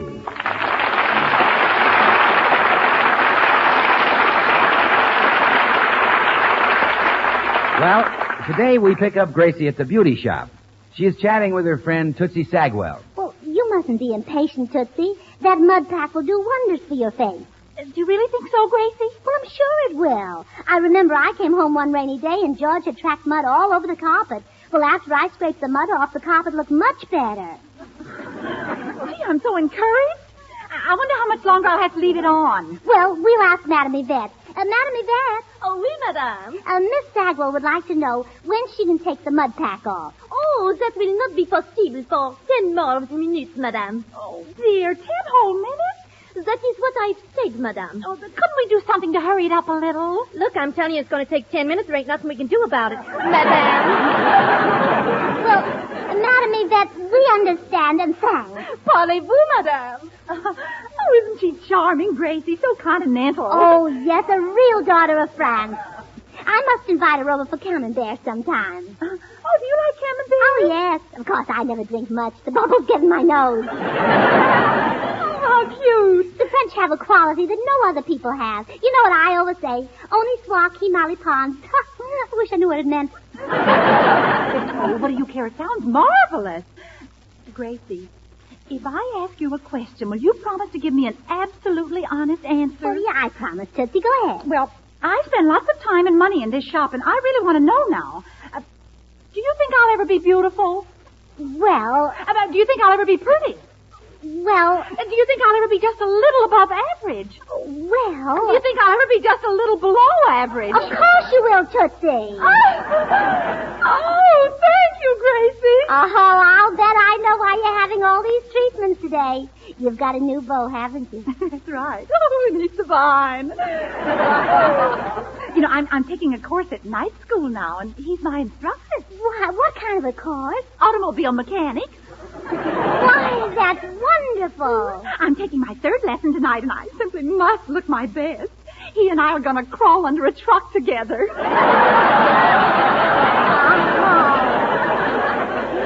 Well, Tootsie, I have to be going. I hope you make a big hit tonight. Goodbye. Goodbye, Gracie. I'm leaving, Madam Yvette. See you Thursday. Parlez-vous. Inky dinky. I'll bet she got a shock when I answered her in her native tongue. Hello, Gracie. Oh, hello, Bill. Where are you walking to? Oh, down to Sunset. Well, I'm driving that way. Hop in. I'll take you as far as my house. Oh, thanks, Gracie.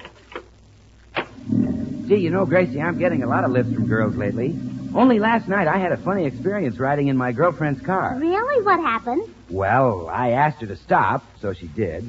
And she kind of put her head on my shoulder, and I was whispering to her. What were you whispering, Bill? Oh, you know, Gracie, just cuddly stuff. Well, like what? Like what? Oh, you know, the same thing George whispered when he was courting you. Oh. And did she lend you the money?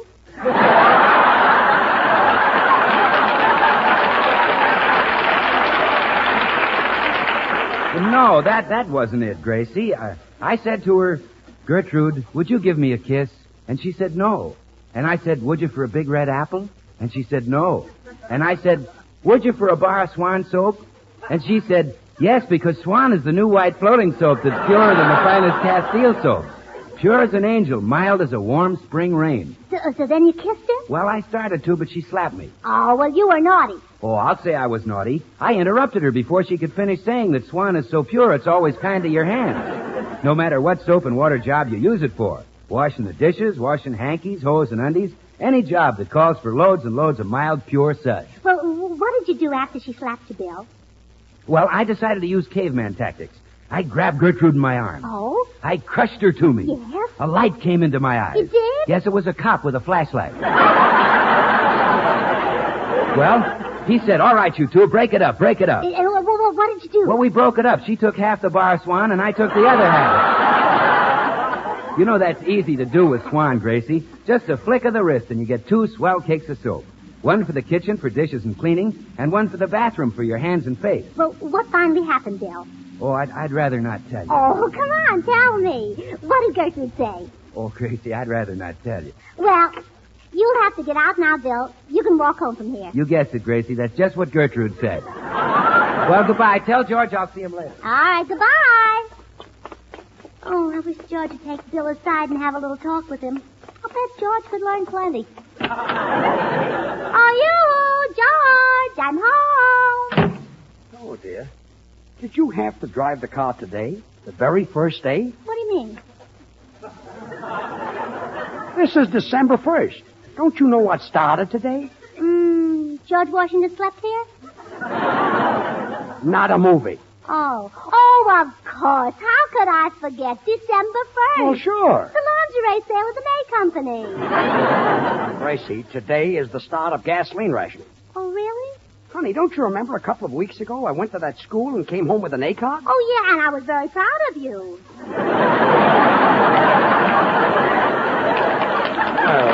Thanks.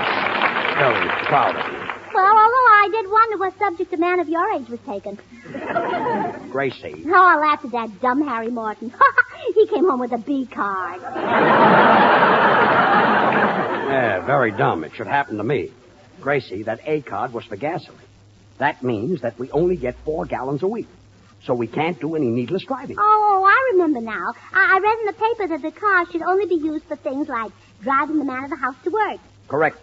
My goodness. We're not going to use any gas, are we, dear? Don't worry. Don't worry, Gracie. We'll be using it. I only wish I had that motor overhauled. Overhauled? That motor was in good condition. It saves gas, you I see. Then it would help if a mechanic overhauled the car. You bet it would. Well, I'll be right back. Where are you going? Well, I have to make a phone call.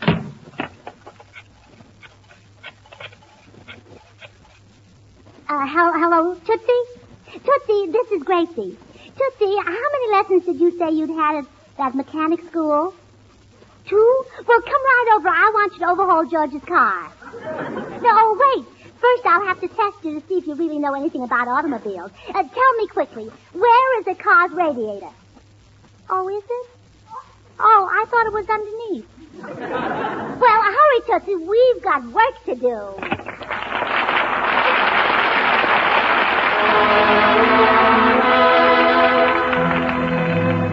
This is Paul White. From Irving Berlin's smash hit, This Is the Army, the boys in the 6 Hits and a Miss have cooked up a mighty military arrangement of This Is the Army, Mr. Jones.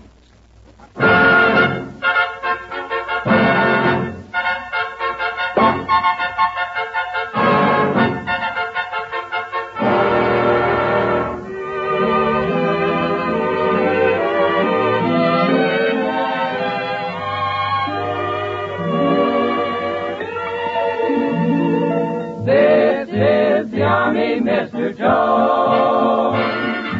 No private rooms or telephone. You had your breakfast in bed before, but you won't have it there anymore. This is the Army, Mr. Green. We like the barracks nice and clean. You had a housemaid to clean your floor, but she won't help you out anymore. Do what the bugler commands. They're in the Army and not in a band. This is the Army, Mr. Brown.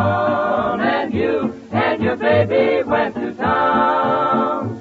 Oh, she had you worried, but this is war, and she won't worry you anymore.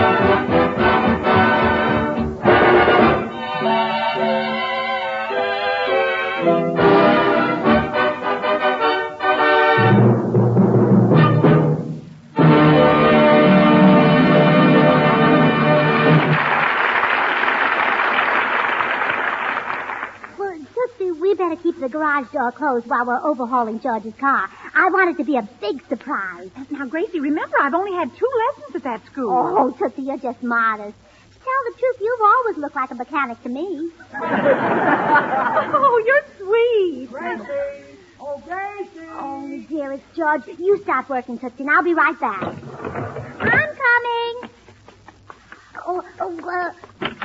What is it, dear? Look, I just got a call from Harry Morton. He told me he'd be waiting for me tomorrow morning. What's it all about? Well, you'd been talking about sharing rides, so I arranged a carpool. Oh, well, good. Now, tomorrow you pick up Harry Morton and Mr. Bracebridge and drop Harry off at the Douglas airplane plant. Then... Wait a minute. Harry Morton's in the real estate business. Yeah, I know he is. He only works at the airplane plant to make a living. Well, that's a smart move. And now the next day, you pick up Jim Bagley and Mr. Bracebridge, and you drive Jim down to the Venice Amusement Park. Wait a minute. What kind of work does he do at the amusement park? Oh, he doesn't work. His wife has joined the wax, and he gets an allotment from her. Well, good for him. Now, the following day, you pick up Harvey Fowler and Mr. Bracebridge. Hold it just a minute. That Bracebridge has been with me now for 3 days. Where is he going? No place. You see, he hasn't been feeling well, so his doctor told him to get plenty of fresh air. Look, I listened to all these arrangements you made for me, and now I would just like please don't try to thank me, George. It embarrasses me. But I I know how grateful you are, so let's just forget it. I'll see you later, dear. Oh, George is such a darling. He takes so little to make him happy. Oh, my goodness, Tootsie, you've done lots of work. Oh, yes, I've been busy, all right. First, I went over the whole motor with a damp sponge. Oh, wonderful. But, Gracie, I had a slight accident. The sponge fell down inside the motor somewhere and got lost. Oh, well, don't worry about it. Sponges are very cheap. I took out some of the parts and cleaned them separately. Want to help me put them back? Well, I'll be glad to. What are these little things? Oh, those are spark plugs. My instructor says that spark plugs can waste 10% of your gasoline. They can? Well, let's throw them away. Oh, now we're making progress. Well, what's this funny thing over here with the wires coming out of it? That? Oh, but that's the... that came from... Gracie, are you sure that's part of the car? Well, it's in the same pile with the other stuff you took out. I guess I haven't reached that lesson yet. Oh, well, it doesn't matter. We'll just leave it out. Is that safe? Oh, perfectly. One little part couldn't keep a car from running. Why, we drove into a garage once for a checkup, and the man told George his motor'd been missing for days.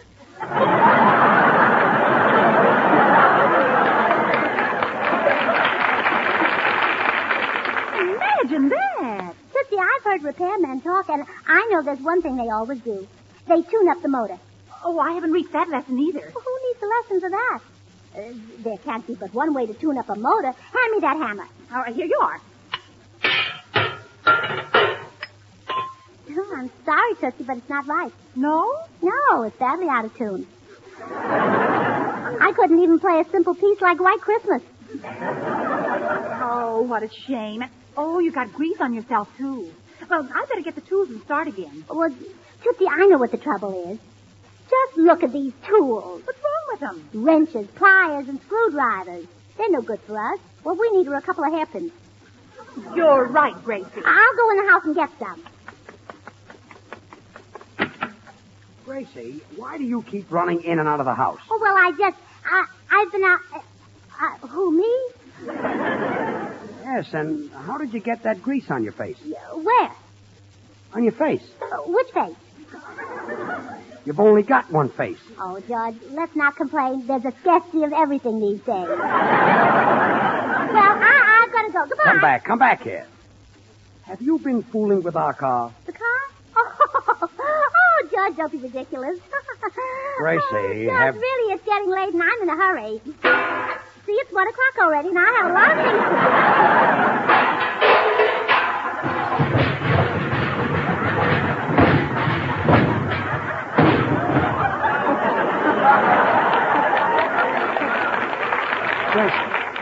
Gracie. Holy smoke, what was that? I didn't hear anything. Come on. We're going out to that garage. Oh, now, George, please, keep calm. Remember your appendix. I had my appendix out 3 years ago. Well, I know, but it isn't right to forget it so soon. After all, it's part of your job. Come on. Tootsie Sagwell, what's going on here? Goodbye, Gracie. My car. What's happened to my car? Oh, now, George, don't get excited. Your car's all right. See, there it is right there. And there's some more of it over there and some more of it right there. Oh, my car. What's happened to my car?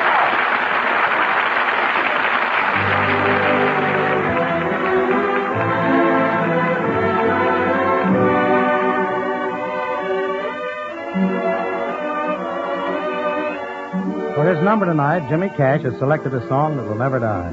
Jimmy Cash singing Lovely Lady. Reaching for moonbeams, oh heart of mine, finding just daydreams, you're so divine, so fate alone can decide it. Let's sing our love song, why hide it? Lovely lady, I'm falling madly in love with you. It's a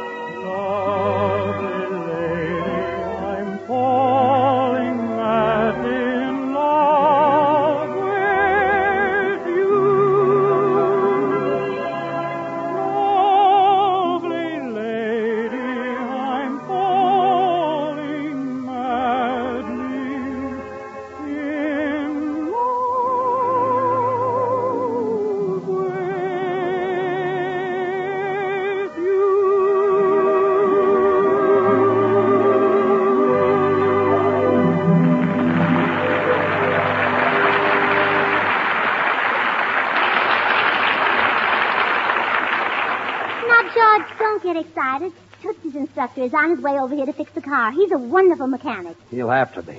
Look at this mess. Parts of the car scattered all over the garage. But they're in order, George. Tootsie and I put little tags on each part to tell where it goes. Some help, that is. Well, of course it is. See, the tag on this part says UN. That means underneath. Underneath what? Underneath the part that's marked OT. That means on top. Gracie, you and Tootsie are geniuses. That was sheer inspiration. Oh, well, it takes more than inspiration to be a genius. You have to work hard. Look at J. Edgar Hoover. If he hadn't worked hard, he never would have invented the vacuum cleaner. Well, this is probably the worst thing you've ever done to me. Well, our troubles are over now, George. Here comes the mechanic. Right this way, Mr. Mechanic. Greetings, little lady. Are you the people whose car broke down? It didn't break down. Your prize pupil, Tootsie Sagwell, tore it apart. Oh, gracious me, I'm awfully sorry. I'd make her stay after school if she wasn't so ugly. Well, can you fix the car? Why, certainly. I'll have it ready to roll in no time, and my name isn't Llewellyn Ross. Well, okay, Llewellyn, get to work. Yes, sir. Gee, this car's really a wreck. A wreck? Why, the upholstery is clean. I cleaned it myself. That's great. All I do is sit on the nice, clean upholstery, step on the gas, and stay in the garage for 22 years. Now, come on, Llewellyn, get started. Yes, sir. Well. So you're Llewellyn, Tootsie Sagwell's boyfriend. I'll bet you're crazy about it. No, ma'am. Well, you could do a lot worse than Tootsie. Possibly, ma'am. After all, I haven't met everybody. But Tootsie... Gracie, will you let the man alone? Go on and fix the car. Righto. Llewellyn, Tootsie will make some nice man a wonderful wife. Not this nice man. Gracie, will you let the man... Tootsie's a very sweet girl. What if she is a little bow-legged? If she were not neat, she'd wear out 3 or 4 pairs of stockings a week. Gracie, will you let... Stockings cost a lot of money, Gracie, will you let this man alone? I want my car fixed. Yes, dear. And you must admit that Tootsie's features are well balanced. What if her eyes are too small? Her ears are too big? Llewellyn, don't pay any attention to her. Finish the car. Yes, sir. Remember, Llewellyn, beauty is only skin deep. The girl you marry has to do more than just appeal to your eyes. Well, if it'll help any, I'll concede that Miss Sagwell smells very nice. Llewellyn. Yes, sir. Now, my mother wasn't the most beautiful woman who ever lived either, but she had something that no other woman had. And I had to marry it.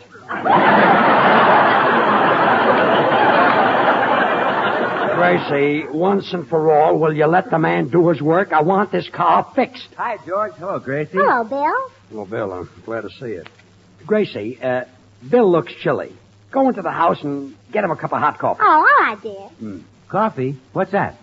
Well, that's that light brown stuff that used to be dark brown. Oh, yeah, it's a great drink, wasn't it? Bill, I had to get rid of Gracie. This mechanic wasn't getting any work done on my car. Yeah, she was trying to get me married. It's ridiculous. Now, wait a minute. Just a minute. What's so ridiculous about you getting married? Oh, no, Bill, not you, too. Why, marriage is wonderful, Mr. Mechanic. Just picture a little white cottage with a little white kitchen. And by and by, a little white nursery. Oh, please, you embarrass me. Bill, I had enough trouble with Gracie. And picture this. You peek into the nursery, and what do you think you see? Does it start with a B? Why, sure. It's a sweet little precious bar of Swan soap. There goes my car. Swan, the new white floating soap that's purer than the finest Castiles. You can't buy a purer soap than Swan. Bill, let the man go to work. Mister, is that all that's in the nursery? A bar of Swan? Isn't there something else? Oh, yes. A little baby? A little baby. And that's why Swan's there. Because Swan is just perfect for bathing that little baby. You're right. That does it. Come on, Bill. Outside. Hey, outside. George, let go of my Come on, arm. outside. And Llewellyn, don't you open this door until this car is finished. But, George, I didn't get to tell him that Swan's mild, pure lather is kind to even a baby's tender skin. And if it's good for baby, well, it's good for anybody's hands and face, tub or shower. And he ought to know it, so I'm going in and tell him. Bill, he's fixing my car. Tell me about Swan soap. Oh, George, you use it every day. I've told you about Swan dozens of times. I know, Bill, but there was always somebody listening. Look, now the two of us are all alone. Yeah? How about giving me the real inside lowdown?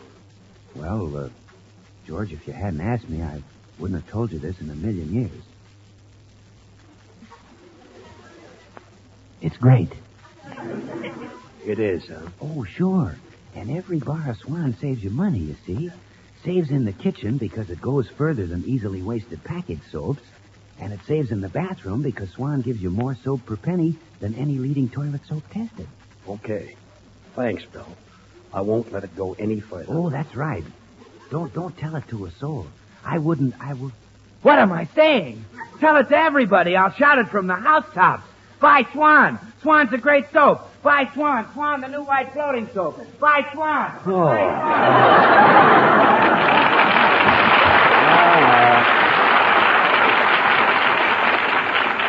That's really a guy. Oh, George, where is Bill going? He left without his cup of coffee. Is that coffee? Well, no, I was out of coffee, so I heated up a bottle of beer and I put some milk and cream in it. It's all right. Well, he'll be sorry he missed it. You know, Gracie. Mr. Burns. Yes, Llewellyn. The car's all fixed. How do you like it? Gee, it looks swell.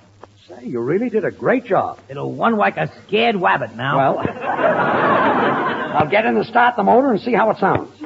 Now, be careful of the upholstery, George. It took me hours to clean it. I know. That's funny. It won't start. Sounds to me like you're out of gasoline. Oh, that's impossible. I had it filled last night just before the deadline. I've got a full tank. Not now, George. What do you mean? There must be gasoline in the car. I can smell it. Yeah, isn't the upholstery nice and clean? You didn't. Yes, I did.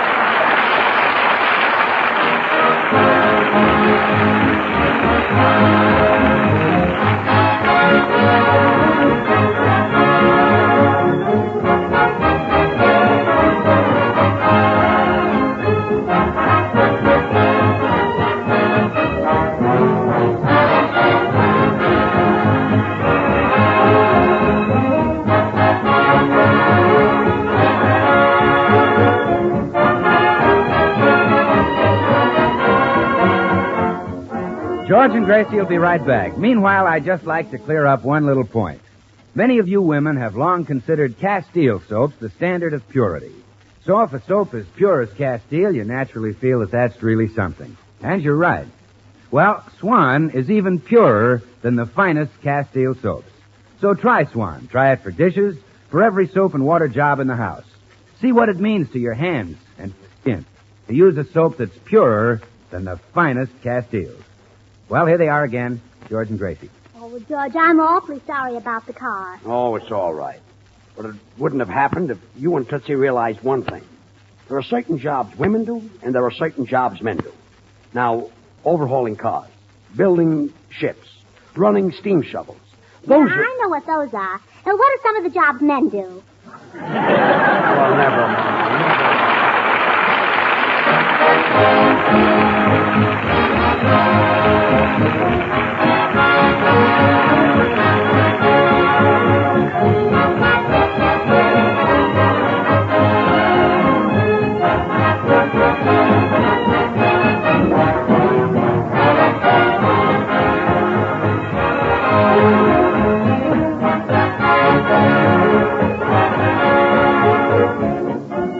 The makers of Swan, the new white floating soap, join George and Gracie in inviting you to tune in again next week, same time. Remember, Swan also brings you Tommy Riggs and Betty Lou, Another Night Over Another Network. And now, till next week, this is Bill Goodwin saying, well, I, Swan, how about you? Good night.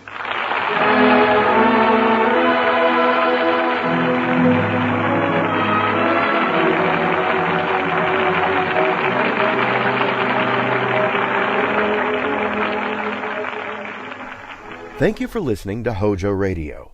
We'll be back again very soon.